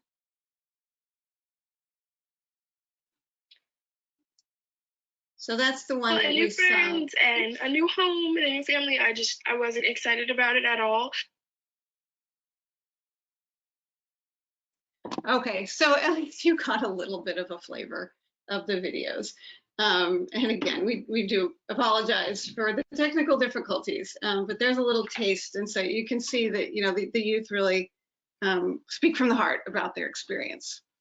So I'm going to switch gears now away from trying to deal with technology to talking about how caregivers can make a difference. So we focused in here on a lot of the obstacles, and now we want to really focus in on the role that caregivers can play to help address some of these obstacles. So,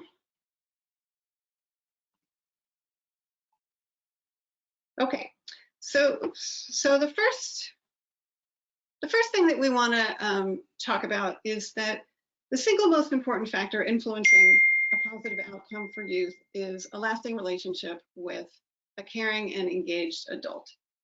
And there's a host of research that supports this notion. And in fact, you know, I will just say anecdotally from my own conversations with young people, when I ask them, what made you able to be successful in college?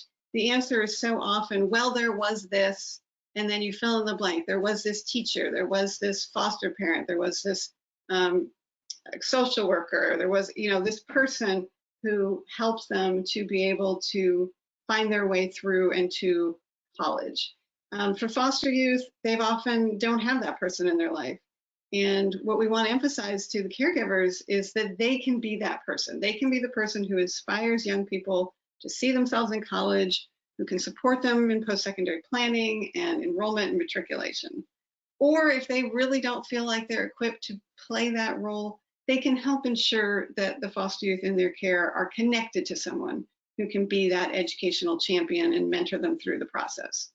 So in your day-to-day interactions with youth, caregivers, you know, have the ability to send positive messages, to motivate young people as they undertake this journey, help connect them to resources and supports, regardless of what their own level of experience is with post-secondary education. We also want caregivers to think about using a trauma-informed parenting approach. So what does this mean, a trauma-informed parenting approach? There's 4 elements that we look at when we're talking about a trauma-informed parenting approach. The first is that patience is key. And caregivers, it's important for them to remember the youth who've been traumatized are often in a kind of survival mode.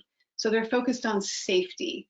Their responses might be more automatic and defensive. When survival mode takes over, they might have difficulty thinking about college or talking about or planning for their future. And so it's important to have a lot of patience in these conversations.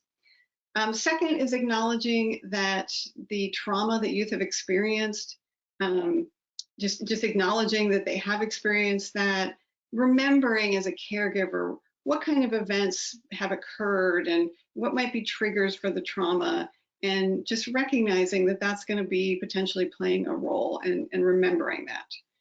Avoiding labels that youth aren't college material. And this sadly is something that I've also heard from a lot of young people that I've talked to, is that somebody in their life, they got these messages that because of their grades, their behavior, their history, their family, whatever it is, they were told they weren't college material.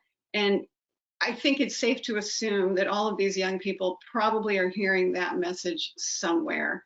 And so the more that caregivers and others in their lives can counteract that message and tell them that they are college material, the better.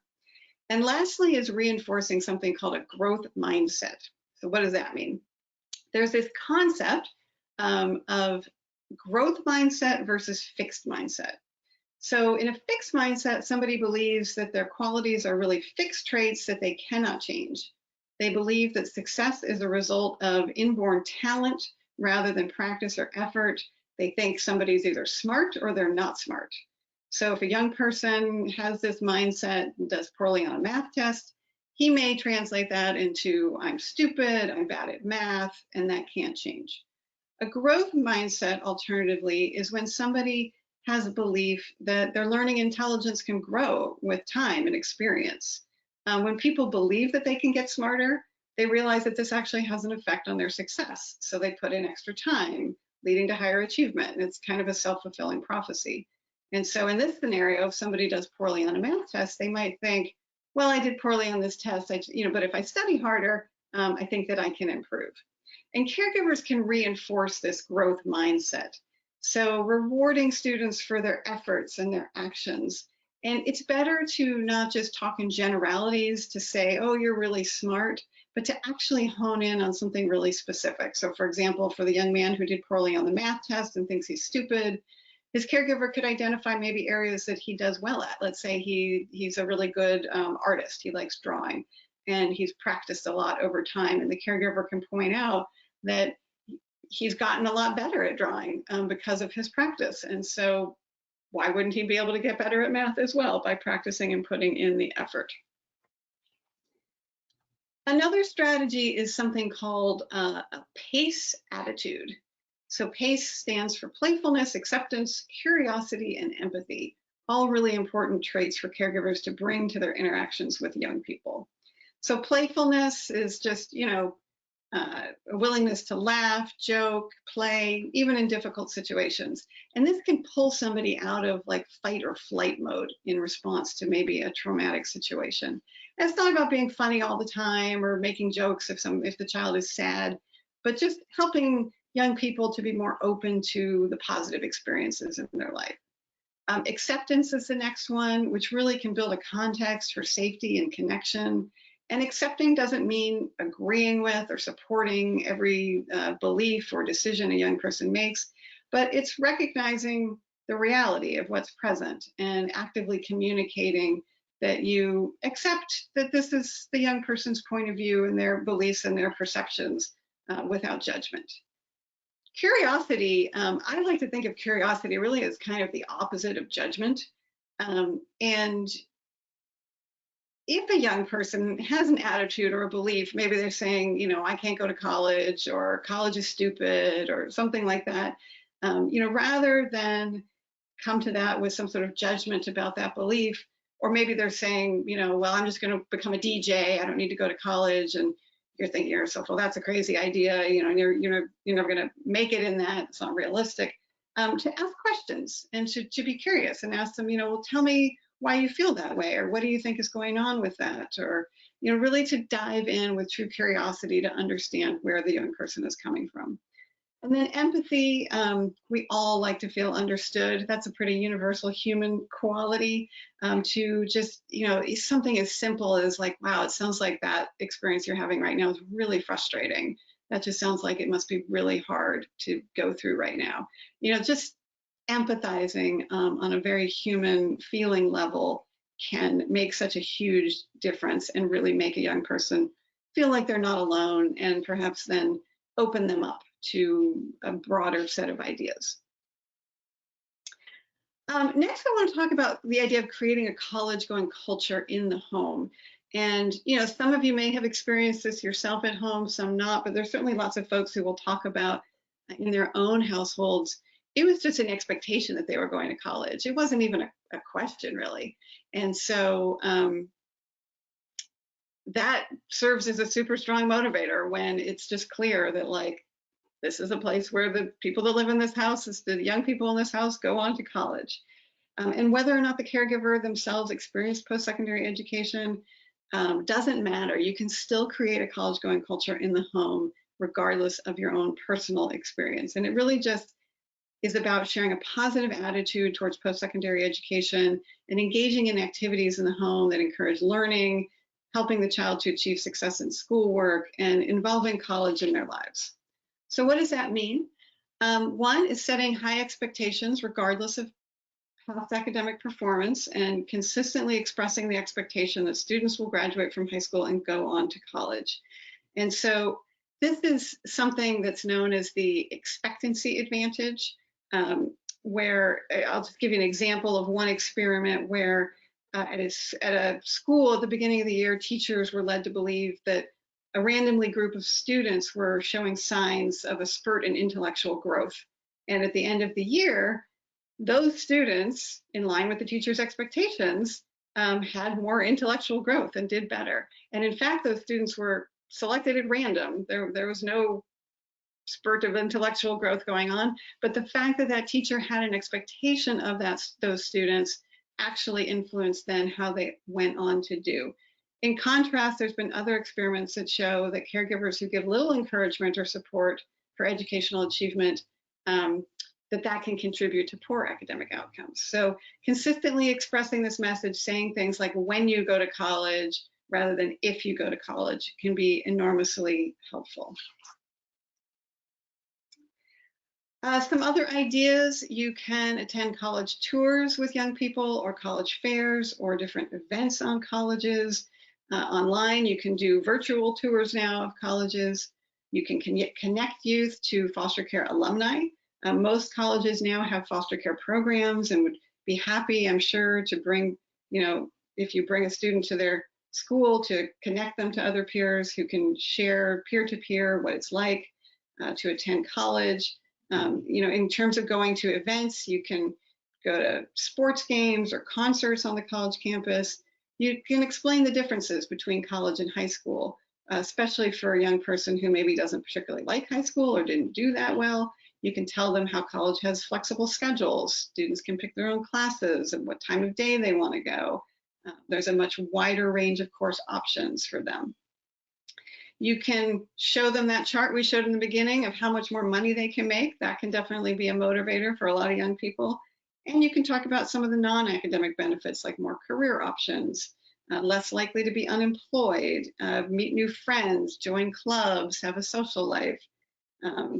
In one case, I was delivering this training and somebody pointed out that they can meet girls or meet boys. There might be dating possibilities if they go to college. So those are just some of the benefits that you can share.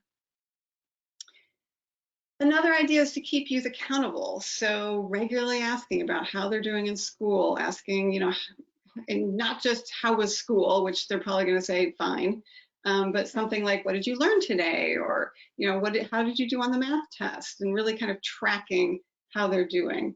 You can also use incentives and rewards for positive school performance. It doesn't have to be like a tangible thing that you give them. It can be activities or outings that you take them on as a reward for doing well in school. And just another sort of personal note I'll say in my own conversations with young people, when again I've asked them sort of this question about how they've been able to do well in school, you know, I definitely have had young people say to me, well, you know, my caregiver like really stayed on me all the time about doing my homework, and at the time I hated it, but now when I look back, I'm really grateful that they did that. So they will come to appreciate it eventually, even if not in the moment. All right, let's just for fun try another video. I was able to become stable towards my last 2 years of high school. My junior year and senior year, I was able to be stable. I was able to be in the same high school, which was the first time I've ever been in the same high school for 2 years. So I was able to build a lot of rapport and relationships with adults, adults who cared for me at school specifically. And then my foster parent also cared a lot for me. So that changed my whole dynamic of just, number one, who I was, most importantly, and then most importantly, who I wanted to become. My whole shift from going to meetings to seeing my counselor to doing my own research on what college was just a whole new environment that I was exposed to that I enjoyed. I had a foster parent who motivated me. I had a foster parent who loved me and who wanted the best for me, and who challenged me, most importantly, and to think above and beyond my own mind, my little narrow mind. I had someone that was going to challenge me in a very loving way to say, hey, what you doing after high school, huh? So the advice that I have for foster parents raising foster youth and encouraging them to go to school is to listen to the youth about their dreams and goals, even if it's something that you don't necessarily agree with. If they tell you they want to be a barber, support that, you know. Advice I would give for foster parents who want to help their kids in their care to go to college would be to be involved in their life, challenge and motivate them that they can make it to a four-year university. Really understanding and getting to know your foster youth or your child, and understand what they like, what their passions are. That's what I would recommend. Constantly supporting your foster youth in anything that they need, because being in foster care is very complicated within itself. So being in foster care and trying to learn something is super duper complicated. So just supporting them in all ways, mentally, emotionally, physically, and educationally, finding different ways to adapt to your child. All right, the most exciting thing about that video was that it worked. I was able to become stable. All right, so that was great to hear from the young people. And just in summary, you know, we like to just kind of go back and reiterate ways that caregivers can support youth into higher education: use a trauma-informed parenting approach, encourage a growth mindset, using that PACE attitude, and creating college-going culture by encouraging, motivating, building college knowledge, and keeping youth accountable. For you all, just to note, there's a couple supplemental handouts that are included on that same link that we provided at the beginning of the training. One is called Activities to Inspire Youth to Go to College. And so this is a place where it's just a list of ideas. And then another handout is called Differences Between High School and College. And I want to highlight a couple of interaction opportunities that we're not going to do here with you, but that you can do when you deliver the training. One that I forgot to mention was when I talked about the different ways that one can create a college-going culture. This can be a chance where you can actually ask people to share their own ideas. So ask them, you know, what are some of the things that they've thought about that maybe could create a college-going culture, ideas that they have. You know, people may come up with some real creative stuff.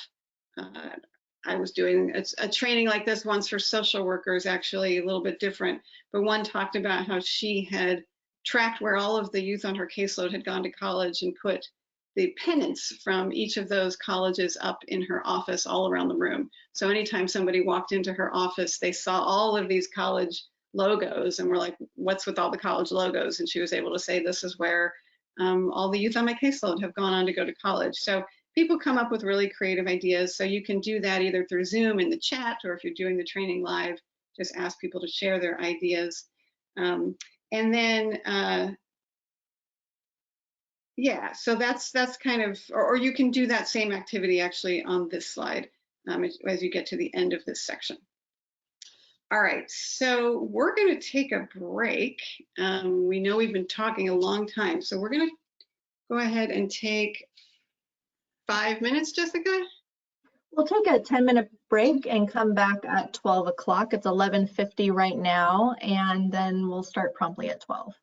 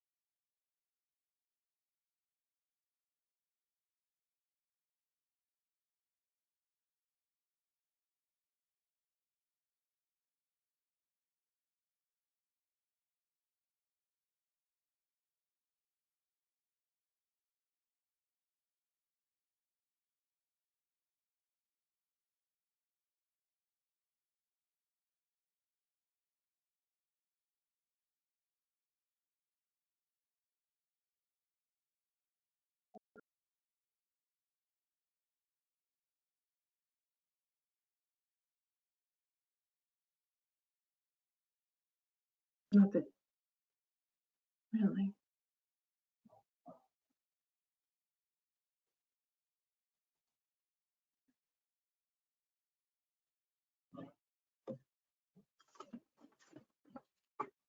So bizarre.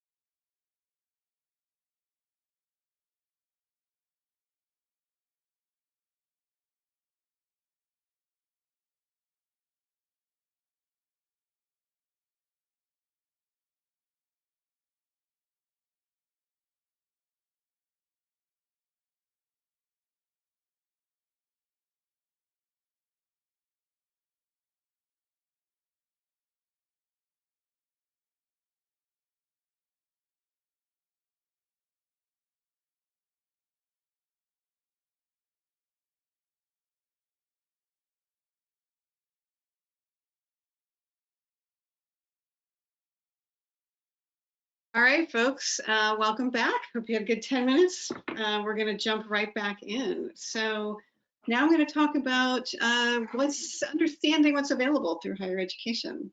So if we can go to the next slide.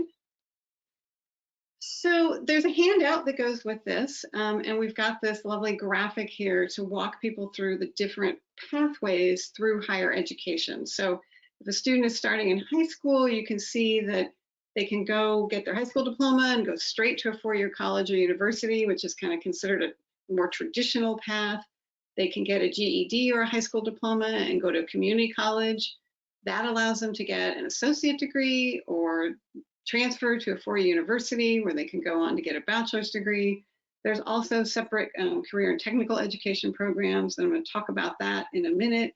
But what's great is that there's so many different pathways to higher education, and it's important for people to understand that there are lots of different pathways, and one is not inherently better or worse than the other. It's just a question of what's best for each individual young person.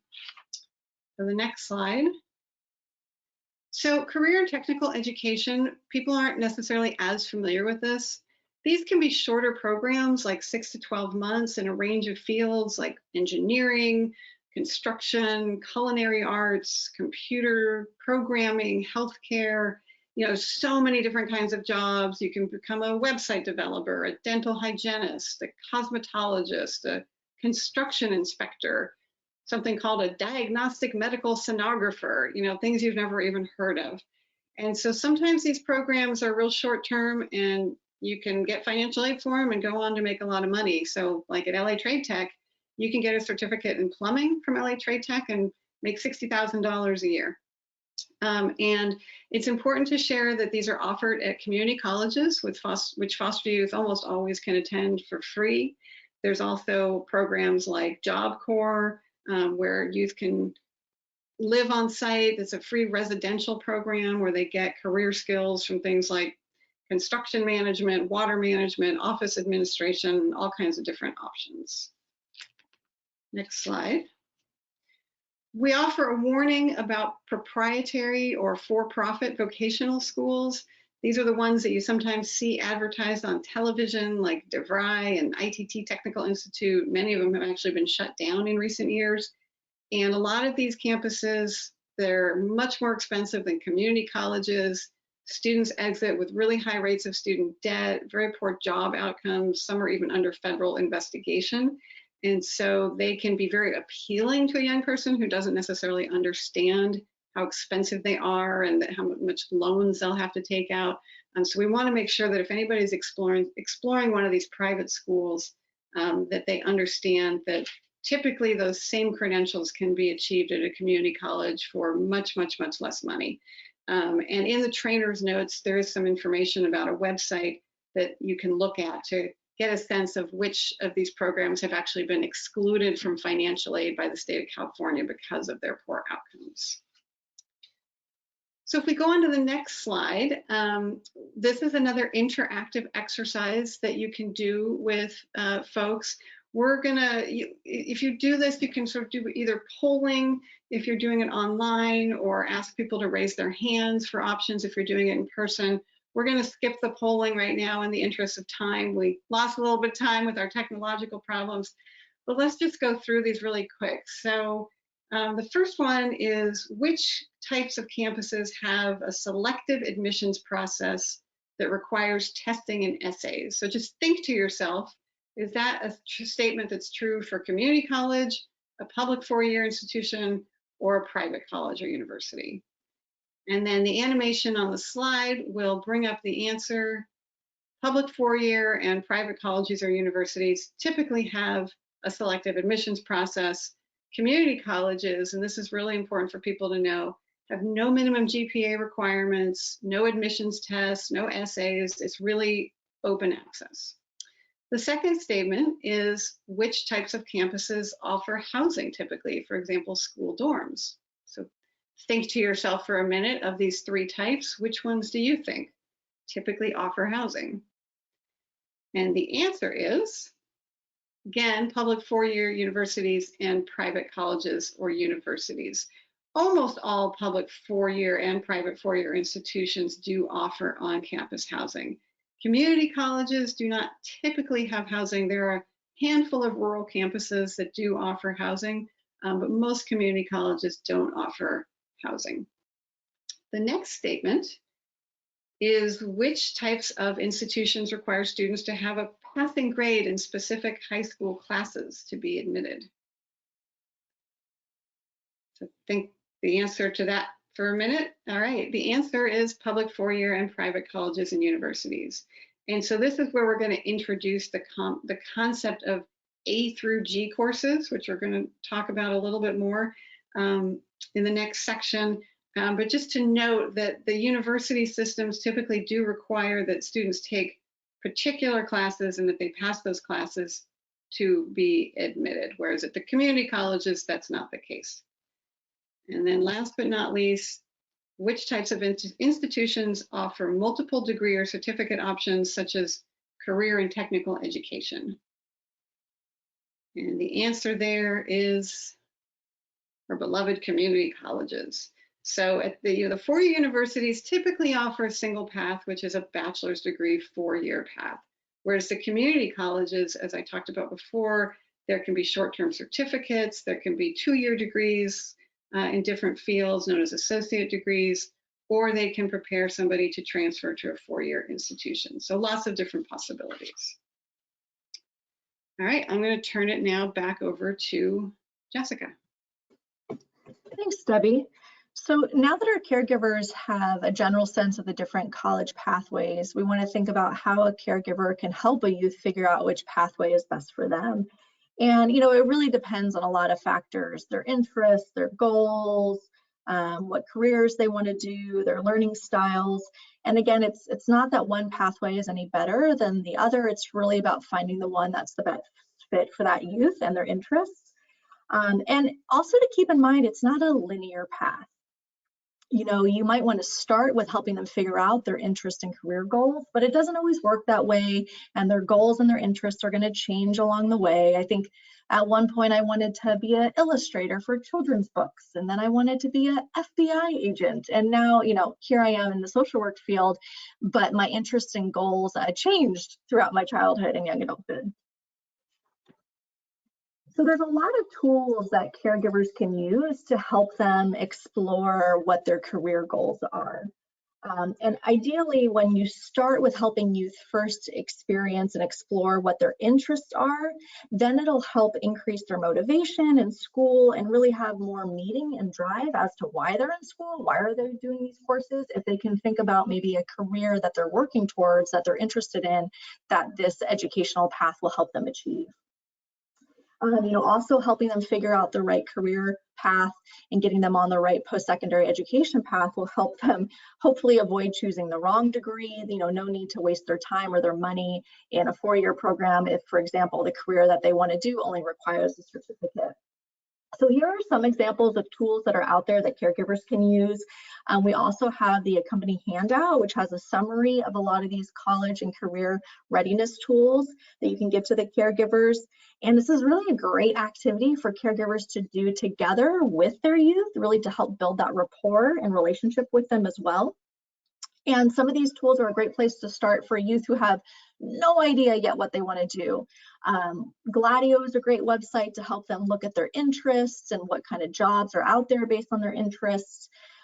California Career Zone has tools like that tool as well, where they can also see job market opportunities.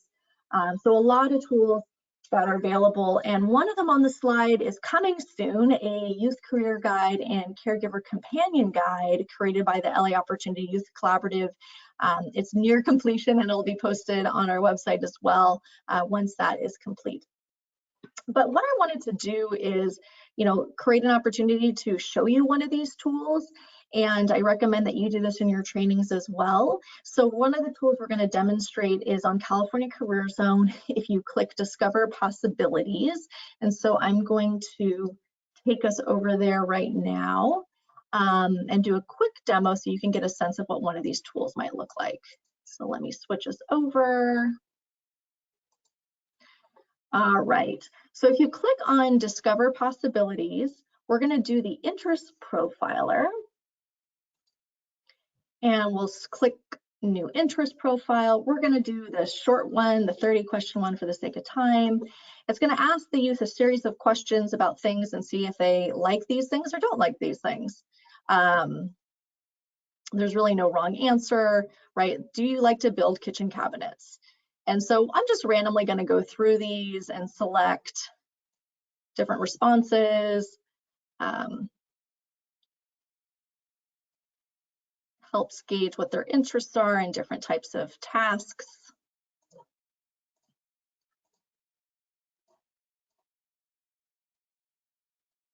All right.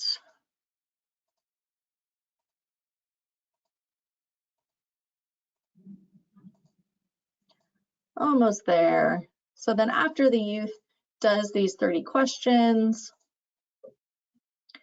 they get a summary, and this is really cool. So it shows them what their top 3 interest areas are. So for this youth, social, conventional, realistic, and then they can learn what those mean and what occupations are in line with their interests. And so you see down here, there's all these jobs that are in line with their interests: respiratory therapy technicians, computer science teachers, radiation therapists. And it shows what kind of level of education is needed for these jobs. And what's great about doing something like this is a lot of times our youth haven't been exposed to a lot of career opportunities out there. A lot of times they only know social workers and teachers or police officers. And we hear young people that a lot of them want to get into those fields because they're the only fields that they've been exposed to. So doing a tool like this can help them learn about all these other opportunities. For example, I never knew about a respiratory therapy technician. And so if you click on this, we'll just click on this one. It shows, okay, this is what the average salary is for this position, how many openings there usually are for this job. This is all for California as well. It explains what the job does, the interests for this position, the work values, and then it shows what kind of education and training is needed. It shows certifications that you might be able to get in this field. And then you can click on those education fields and see different majors in those areas, and then you can see which colleges, a lot of them, this is a certificate that's required for this job, which colleges offer them. So it looks like Napa Valley College has a great program in this field. So this is a great tool that you can do with the youth and demo for our caregivers as well to get familiar.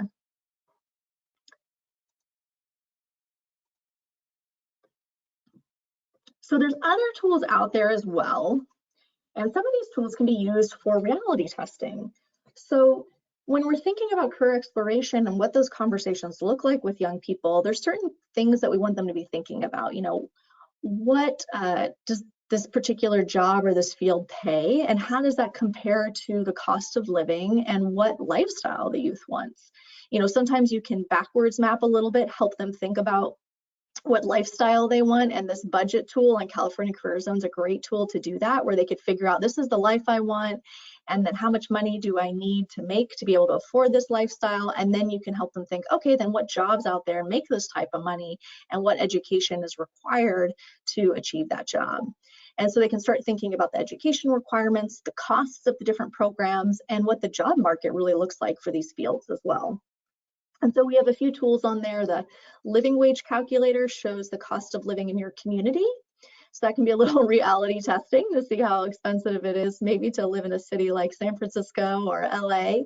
And then there's that California Career Zone budget tool, which is a great one. And then lastly, Salary Surfer. And this is a fun one too. So this will show you all the programs that are community colleges, whether they're degree or certificate, and the real earnings that graduates are making in those fields. And it really helps the student to start to learn what's out there and what that could look like in terms of future earnings.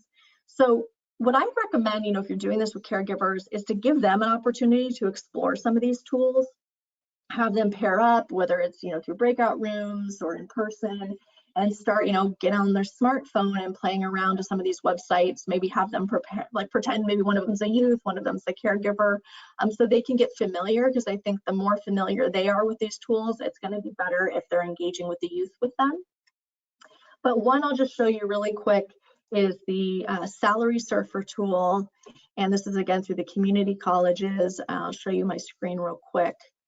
And so you can look at all these different types of fields that are out there, things that maybe you didn't even know existed. And so we'll just kind of pick one for right now, maybe biological, so we'll do health. That's something I don't know much about. And it'll show all of these types of programs that are out there, degrees and certificates, and all these types of fields, how much they make. And there's even a lot of videos that people can look at. So here's one, diagnostic medical sonography. You can get a certificate, and 2 years after your certificate, make $95,000, which is definitely more than I made with a bachelor's degree. And It'll show you here's some of the colleges that have this program, and then there's a nice video that they can watch where it talks about what the field looks like. And I'm not going to even try to play it for you today, but this is a really fun tool as well to do with youth, to see all the options out there. And again, you know, encouraging them that community colleges can be a free or very low cost option for them for these certificate programs compared to these for-profit schools. All right. So you've got these tools, but what do these conversations really look like with youth? And here's some examples on how a caregiver can really navigate these reality testing conversations. You know, we definitely recommend, when possible, use storytelling, use personal anecdotes. You know, most of us didn't just land in the jobs we have today. We worked through a career path to get where we're at, and we all probably had to start somewhere. A lot of us started in customer service.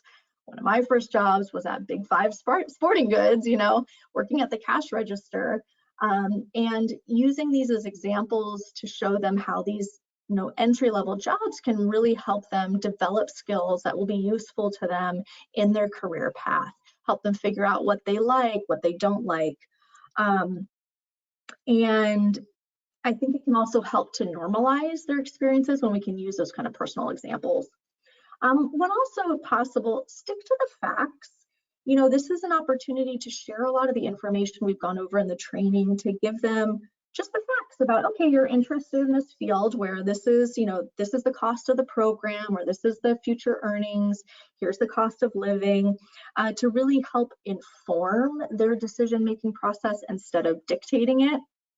When we're talking about teenagers, you know, usually telling them, well, because I told you so, isn't that effective. I think the more information we can give them to help inform them and figure out what's best for them is really more effective. And, you know, thinking about asking questions instead of giving advice. And that kind of goes back and connects to that PACE attitude, where we want to demonstrate curiosity, you know, and be mindful of the advice that we are giving them. You know, what if it doesn't work out too? But asking them what they want to do, why they want to do it, this can help them be guided on a pathway to find the decision that's right for them.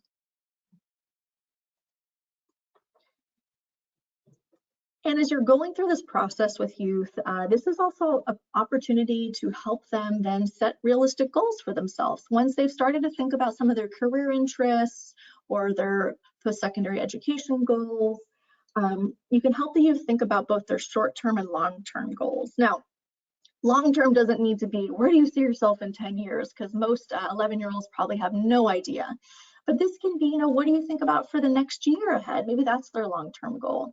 And their short-term goals can think about, you know, the week ahead or the semester ahead, maybe just the day ahead. And thinking about things related to education or things that might impact their education, maybe mental health goals. Or maybe they're really practicing hard to get on that soccer team, and we know the value of extracurricular activities during this process as well. And I think what's also important to communicate to young people is, we know there's going to be challenges, there's bumps along the way for any of us in life, and helping youth prepare for those challenges and bumps along the way, and helping them think proactively, okay, you know, if things get tough, what are things that I can do as your caregiver to help you stay motivated if there's bumps along the way?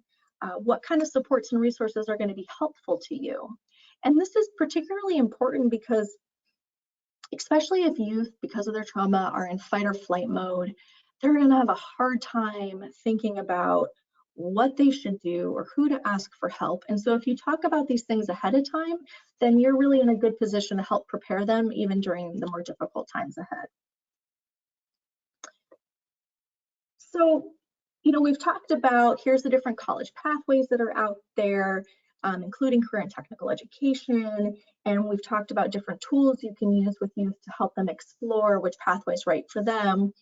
But depending on what they want to do, there's also some very concrete educational planning milestones that can be completed along the way, starting early on in middle school and through high school, to help them be able to reach whichever post-secondary pathway goal they're working towards. So one tool that we have for caregivers, and this is also for youth as well, this is a very youth-friendly guide, is the Foster Youth Educational Planning Guide. And this is available in English and Spanish, and it provides step-by-step information for every grade, middle school through high school, of what to do to prepare and apply to college. And so in today's training, we're just going to highlight some key educational planning milestones for some of the earlier grades, but this guide is much more comprehensive and is a great reference tool for the caregivers and youth to help them keep on track and look at as they move through their educational journey.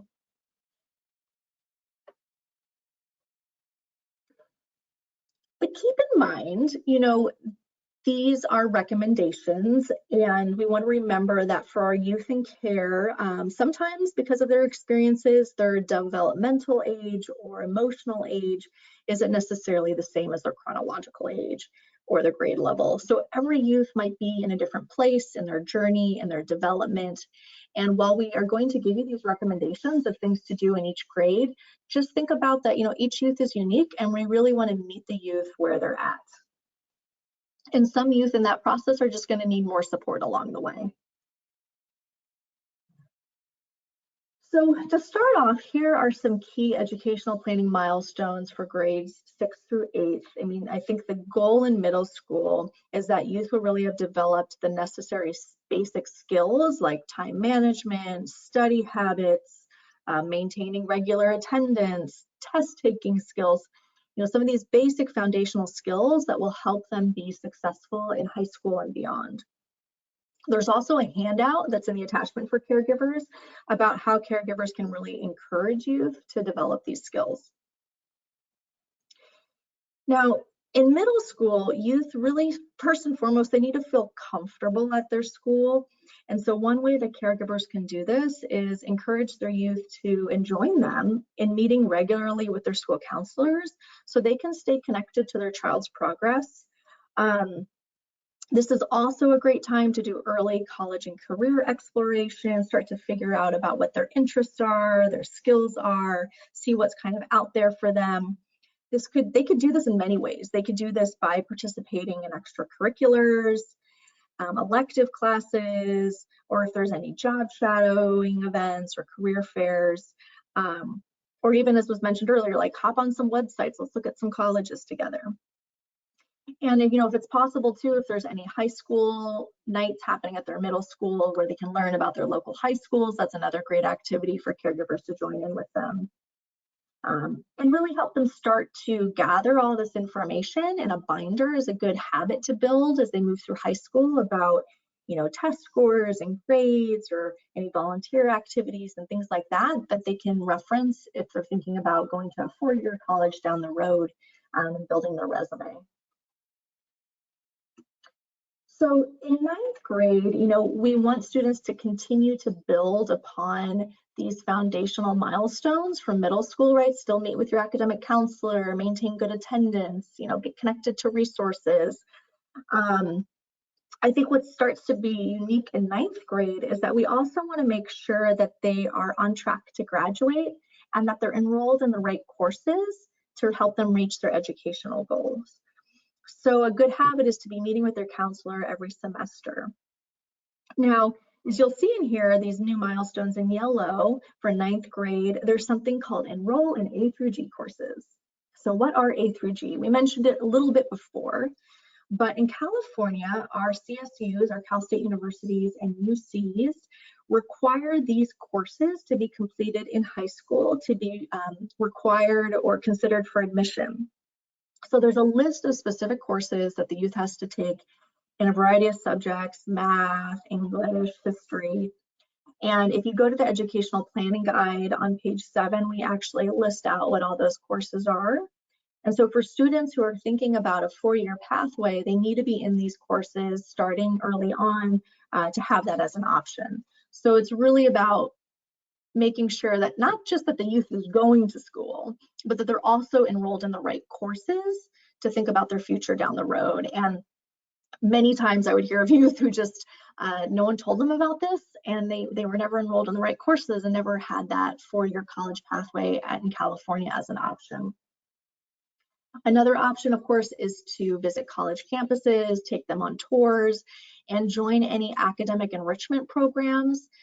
There's all kinds of programs out there, some specific for foster youth, some not, but these programs can help expose them to higher education options. These are additional programs outside of the regular school hours, and so encouraging students to get enrolled in those. And then in 10th grade, again, continuing to build upon these milestones, still making sure they're enrolled in A through G courses and visiting college campuses. But some unique things that they can start to think about in 10th grade is enrolling in dual enrollment courses. So what dual enrollment is, these are classes that can count for both high school and college credit. They're often offered at their local community college, but sometimes some are even offered directly on their high school campus. And they're a really good way for students to get early exposure to a college environment. They're actually proven to help increase high school graduation and college enrollment completion rates, even for students with lower GPAs. And so they can get exposed to different pathways, different programming that's out there. And it's not just for your straight A students. This is a great opportunity for students who even have a low GPA, because this can actually help get them engaged, maybe in a college level course, and get more interested in their education. And they can really even help some students get a head start on their associate's degree or bachelor's degree. Another thing in 10th grade is this could be a great opportunity for them to start thinking about a summer job or internship, to start getting exposed and developing those career readiness skills. And then also 10th grade is when they can take practice tests like the PSAT or the practice SAT for those that might be thinking about a four-year college pathway. If they don't take it in 10th grade, it's okay. There's opportunities in 11th grade, but it's definitely recommended that if they have any interest, just to take a practice test to get more experience with those. We have some detailed notes in the presenter's notes for you about these standardized tests, like the SAT, like the ACT, because things are rapidly changing in California. For example, the UCs no longer require these exams. The CSUs do, but temporarily suspended due to COVID. So we put some links in the notes because since things are changing a lot, I think as a facilitator, you want to just make sure that you're checking to see if there's been any updates due to COVID regarding these tests and requirements. And so we have all the information listed for you. And lastly, I wanted to list for you another tool, which is our financial aid guide for California foster youth. Now, students who are pursuing higher ed, they won't need to think or worry about financial aid or apply until 12th grade. But for some caregivers, you want to make sure that they at least have the tools they need available for when that time comes. And this is a great resource with step-by-step information about how to apply for financial aid. And we do update this every year. So make sure our caregivers have the most recent version since things are always changing. But this gives them everything they need, and it's in the handout section as well. So Debbie, on that note, I'm going to turn it over to you. We'll see if this works. We've got another video from our youth to show for our caregivers.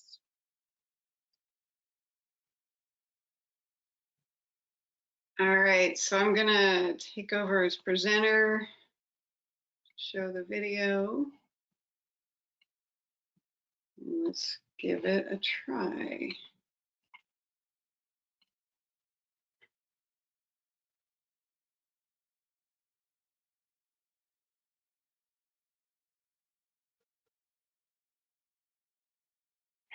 Looking back, I wish the adults in my life would have taught me the importance of education and instilled techniques in me, such as how to study, how to take notes, and how to make the best out of my time by being productive. All essential needs and strengths, like up in my adult life, that I have to figure out on the spot if I wanted to be successful and get to school. Thankfully, in high school, I joined the cross country team and I was in track as well. And I was a part of that team for 4 years. So they kind of gave me like the structure and the guidance that I needed to just stay on top of my schoolwork. You know, you needed a certain GPA to continue being in athletics. And I mean, they taught me a lot. They taught me a lot about leadership, about strength, about motivation. I would make sure that they have all the essential things they need to pass their classes: a nice environment to study, adequate sleep, nutritious food, and good time management skills. Procrastination is also another thing to look out for. Definitely teach foster children how to schedule things ahead of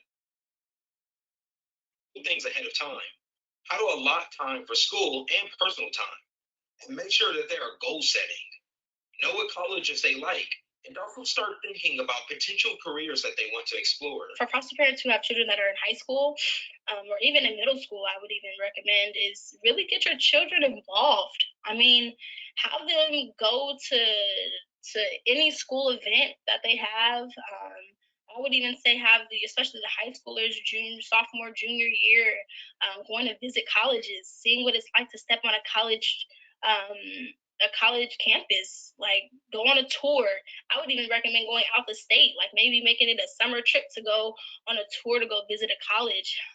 Doing that research with your with your children, doing the research with your children to say, hey, what do you want to be? Like, what's your idea of like life? Like, who are you? What do you like to do? Most importantly, like, what do you like to do? Learning how to evaluate whether a college is a good fit for them.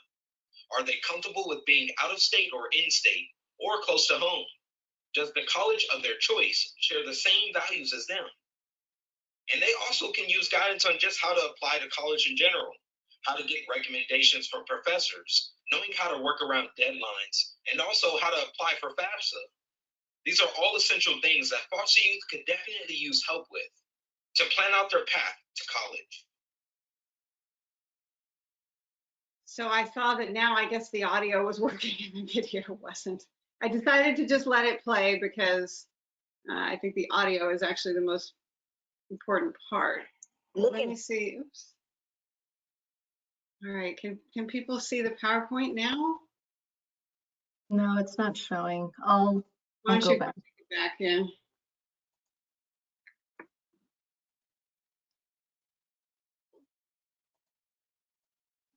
All right. Here you go, Debbie. All right. So we know that planning and preparation for college can be complicated, even for the most organized families. So good news is that there's a whole lot of different resources out there and supports to help caregivers and youth through this process. Go to the next slide. So there's a couple of handouts that accompany this section. The first one, Educational Planning Supports and Resources, provides a general overview of the various types and resources, including those at K-12 districts, as well as others that we'll talk about. The second handout is specific content for LA, giving a list of district liaisons, the County Office of Education, foster youth specific programs.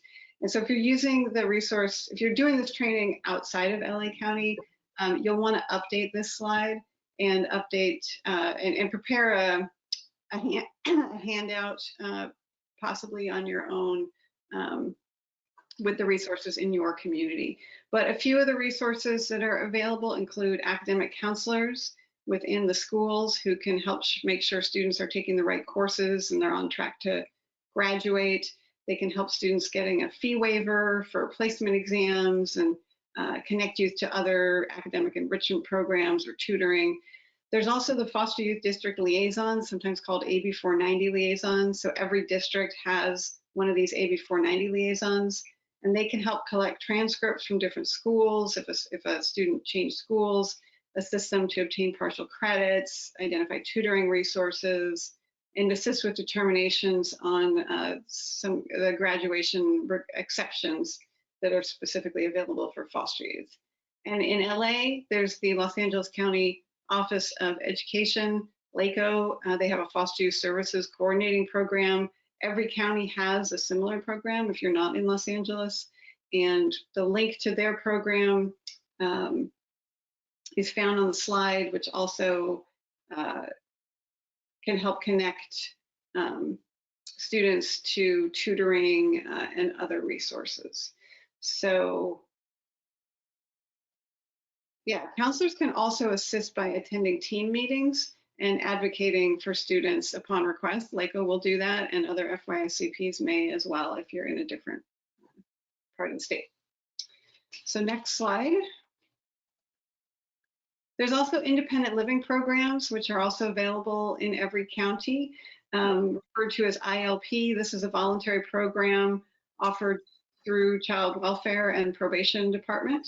It provides different kinds of services and funding to youth who were in foster care or kin gap in a kinship guardianship placement at any time between 16 and 18. They can work with youth all the way through their 21st birthday. Determining eligibility for ILP is a little bit complicated, so you want to talk to an ILP transition coordinator to determine if a particular student is eligible. The contact information for LA is there on the slide, ilponline.org. If you're in a different community, you'll want to identify the website for the ILP program in your county. And ILP programs can also provide funding for things like graduation expenses, like cap and gown, yearbook photos, prom ticket. They can provide funding related to transition into college, like assistance with tuition, textbooks, supplies, transportation. In LA, caregivers can visit ilponline.org to get email updates and alerts about resources that are available to transition age youth. For example, they host college tours as well as teen clubs throughout LA County, which provide a great opportunity for peer-to-peer support. Lastly, the ILP coordinator can serve as a supportive adult in the life of a young person to assist them through the journey towards self-sufficiency. We want to go to the next slide. Child and family team meetings. So these can be used to make a plan to support foster youth in reaching their college and career goals. We know that it takes a village and that caregivers need to be part of a team in order to make this happen. And these child and family team meetings can be a great way to make a plan to support foster youth, bringing together all of the different folks in their lives. You know, CFTs don't have to be focused on a crisis. They can definitely be used to proactively address a youth's academic performance and talk about their long-term goals and just overall well-being. So talking about their interests, goals, and key educational planning milestones during each grade can be a great topic to explore during these child and family team meetings. We also have, next slide, the California College Pathways website, which just got redone and relaunched. This has a whole range of resources and information specific to foster youth about post-secondary matriculation.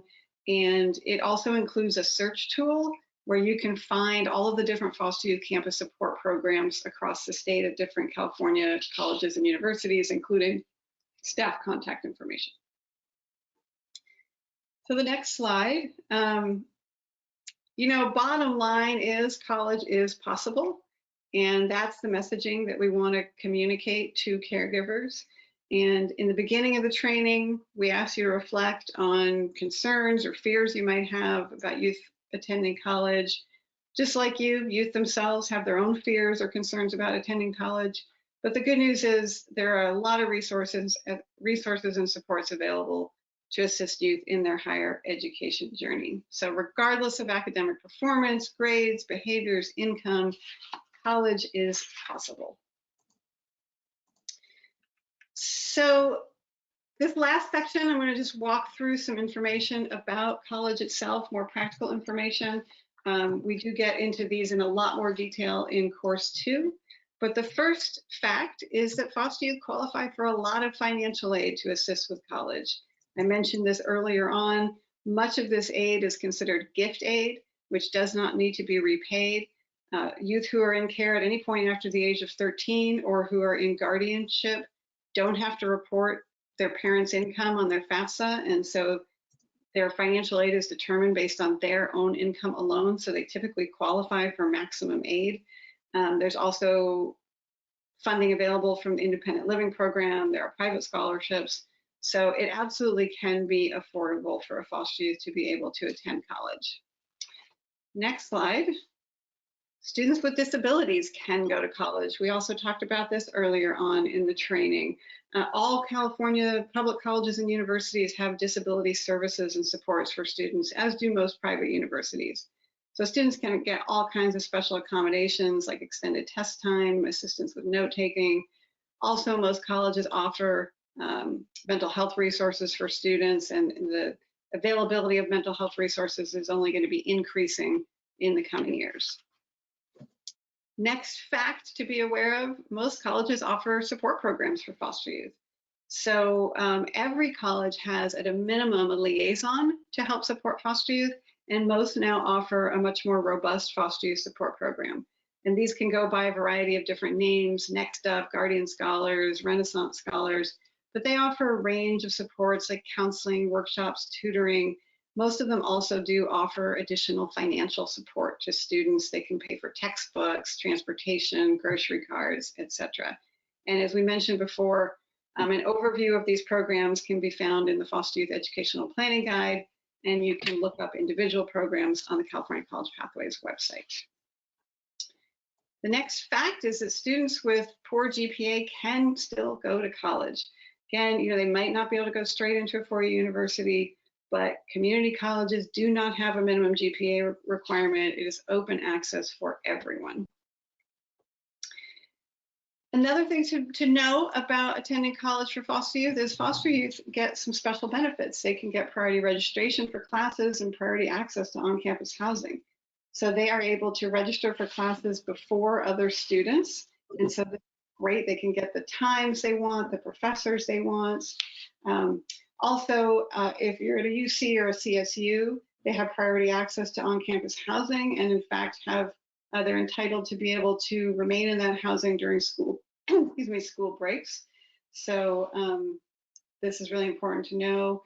And this is available, as I said, at the CSUs and the UCs. There's a lot of other benefits that foster youth qualify for. For caregivers who want to learn more about eligibility for these different benefits, we have a handout called a benefits eligibility chart, which walks through all of these different benefits, and some are available to youth who are in care after 13, some if they're in care after 16, some at 18. So that chart is kind of a handy reference to understand all the different eligibility. Next slide. I think I'm turning it back to you, Jessica. All right.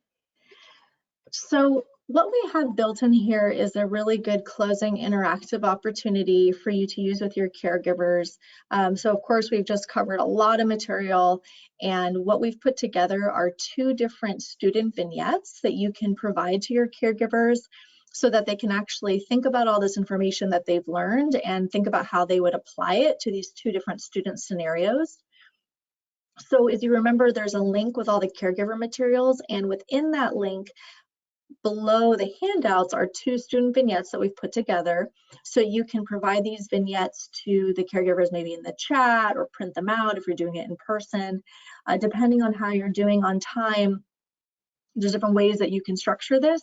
I would highly recommend, if you're doing this in a Zoom meeting, to do a breakout session, because I think that peer-to-peer learning can be really powerful for them to apply the information that they've learned to these vignettes. And what we've also put together for you in your trainer's guide is, there's various questions to the vignettes. And in the trainer's guide, we've highlighted some of the common themes so that as you're facilitating this and hearing feedback from folks about what they think, they could do to support the child, in the facilitator's guide, it'll explain to you the common themes. So you can just kind of keep that in mind as you're doing the vignettes and to make sure that they hit on all the key points. I think we won't go through all of those today. I will just show you very briefly one of them, and the other one you can read on your own time and figure out how you'd like to facilitate that. So let me pull that up real quick.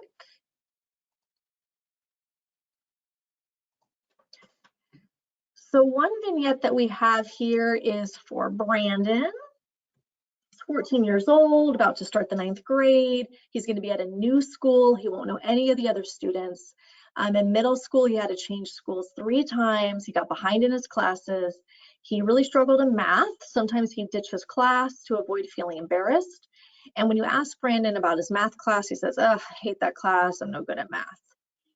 When you ask Brandon about his strengths and interests, he likes to read young adult graphic novels and play basketball, but he doesn't know anyone in his family that's gone to college. And when you talk about, getting prepared for his new school, he just, kind of agrees with what you say, but just ignores your suggestions. And when you ask him what he wants to be when he grows up, he just kind of shrugs his shoulders and says, "I don't know." So, we have here some discussion questions that you could use with your caregivers about what they could do to prepare Brandon for college in the 9th grade. Reference them to that educational planning guide with all the steps in there. What you could do to help create a college-going culture at home and increase his knowledge about college, and strategies that you could implement to engage Brandon in the college and career exploration process, and also what resources or supports that you'd recommend for Brandon. So I've put on the slide here just some common themes that you might think about in particular with this vignette. Of course, this is not an all-encompassing list, but one of the things is maybe get Brandon to meet with his academic counselor. He's going to be at a new school. This could help him feel more connected to his school. Start making sure that he's not just enrolled in school, but also in A through G courses. He doesn't know yet what he wants to do. And so this might keep his options open. So down the road, he can think about a 4-year college in California if he's interested.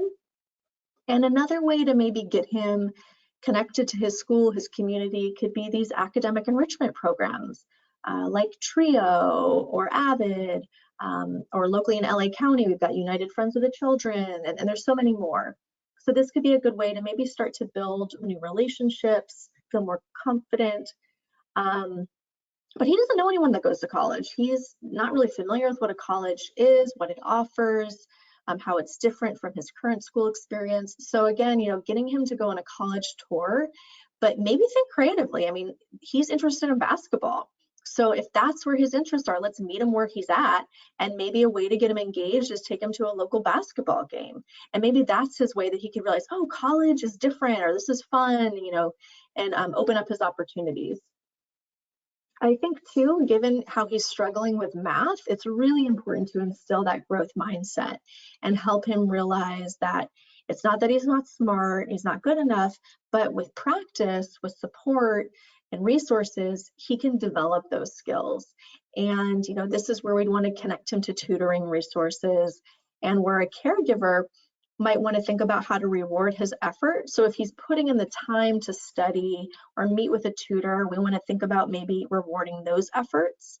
And you can even connect it back to his interest in basketball. So like basketball, like Kobe Bryant, the Mamba mentality, you've got to practice and have dedication and develop those skills. Similarly, he could learn to develop those skills with math. So we want to think about how to build his confidence with math, so he's going to be more likely to show up to class instead of ditching. Of course, career assessments are great. Brandon doesn't know yet what he wants to do. The interest profiler is a good one, or Gladio. Help him start to learn about career options out there based on his interests. I want to get into reality testing with Brandon. He's not at that stage yet.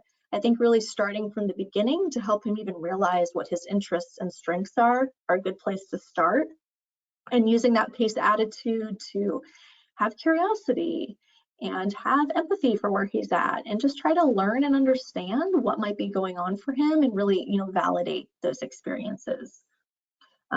So those are just some suggestions of scenarios and places that you can take the conversation with the vignette. And again, there's also a second vignette that you can do with the caregivers as well.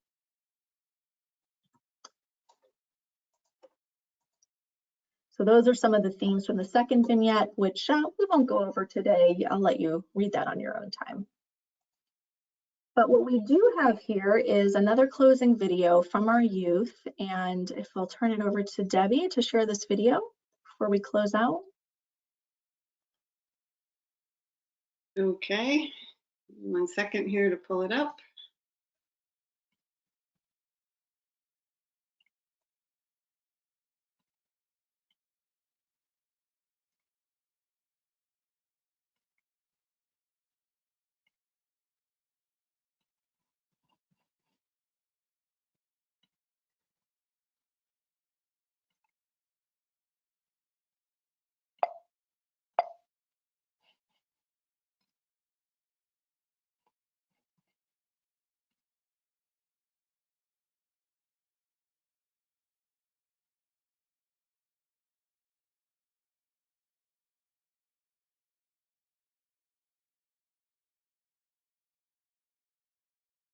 My career goal at the moment is to be able to learn project management support, just so I can finally get to utilize my leadership skills as well as my ability to use my voice well enough.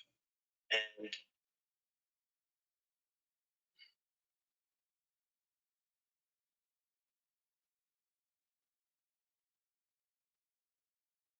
great of a leader I was.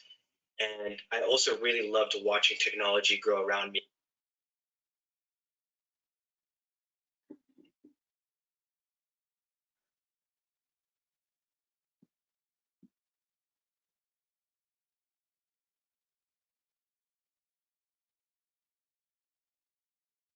Well, Well, wasn't meant to be. All right. I think what we'll do is we'll. That foster youth have, of course, of being one, but also just working with foster youth currently, I understand that foster youth need a voice.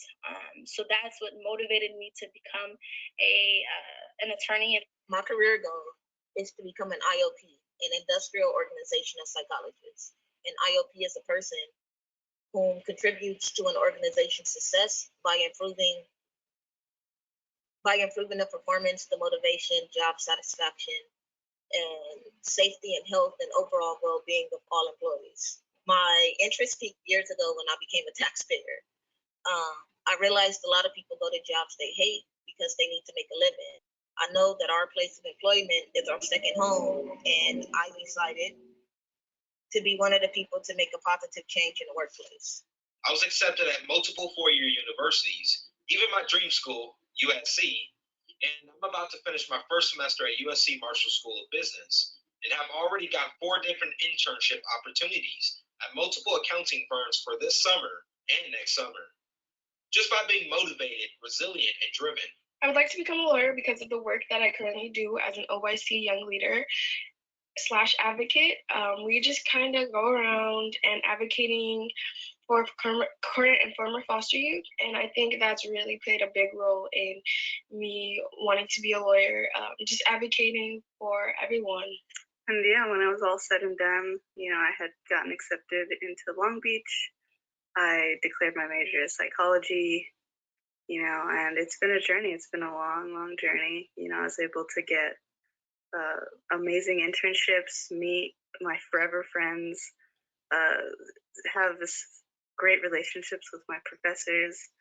I went to DC and I was a congressional intern, and so much more that I can't cover in this video. And now I'm working in a field that I really do love, and I'm passionate about advocating for foster youth and making these systems better so everyone can benefit. And I think my one takeaway is just having support from all of these different people and systems and organizations. I think that was the most important thing to my success.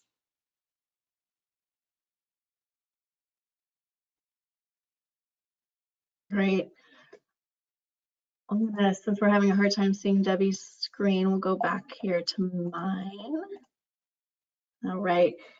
So in closing, we've covered a lot of different information about ways that caregivers can really play a critical role in supporting youth into a higher education.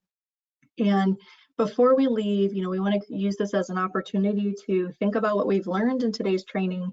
And, we would ask the caregivers, and we're going to ask you as well, based on everything, what is one thing that you think you will do differently with the youth in your care within the next 30 days to be able to support them in achieving a higher education? Now, if you're doing this training in person, you can do parent share or group share, use Post-its, and we've got instructions in the notes and all the different ways to do this. Given our large group, we're going to close it out and use Mentee again with the word cloud feature. And, just like to ask you all to think about what might be different for you in the next month ahead. So one moment.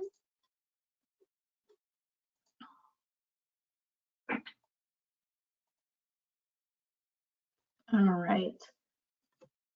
So if you want to just take a moment and type in what's one thing you might do differently in the next 30 days. And you can pull up that same link on your phone or your browser to type in a response.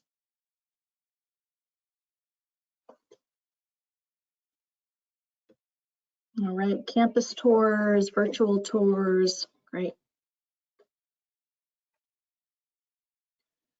Have a conversation about college with,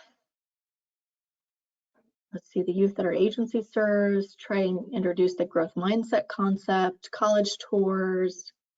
Looks like some interest in the resources and websites that we shared today. Making sure that the youth's entire team supports their educational goal, great. More thoughts about using that growth mindset, getting the child to meet with their counselor, school tours, college tours, listening more, I like that.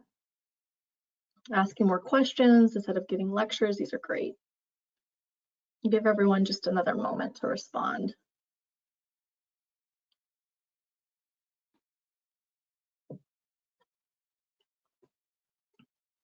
Great, keeping the conversation going, talking about financial aid, being curious, asking questions, training our resource parents. Excellent. So I really appreciate everyone. Thank you so much for being with us today on this 3-hour journey and thinking about how we can support our caregivers to do this work with our young folks and really help move them into meaningful careers. And sorry for all of the technology issues. I really appreciate your patience with all of that today. Again, all of the materials are posted on the link in the chat, the PowerPoints, the recording from today's webinar will be posted there as well. All the materials you need. Feel free to reach out if you have any questions. But we wish you all the best in your journey in providing this training, and thank you for your commitment so much. Have a great day.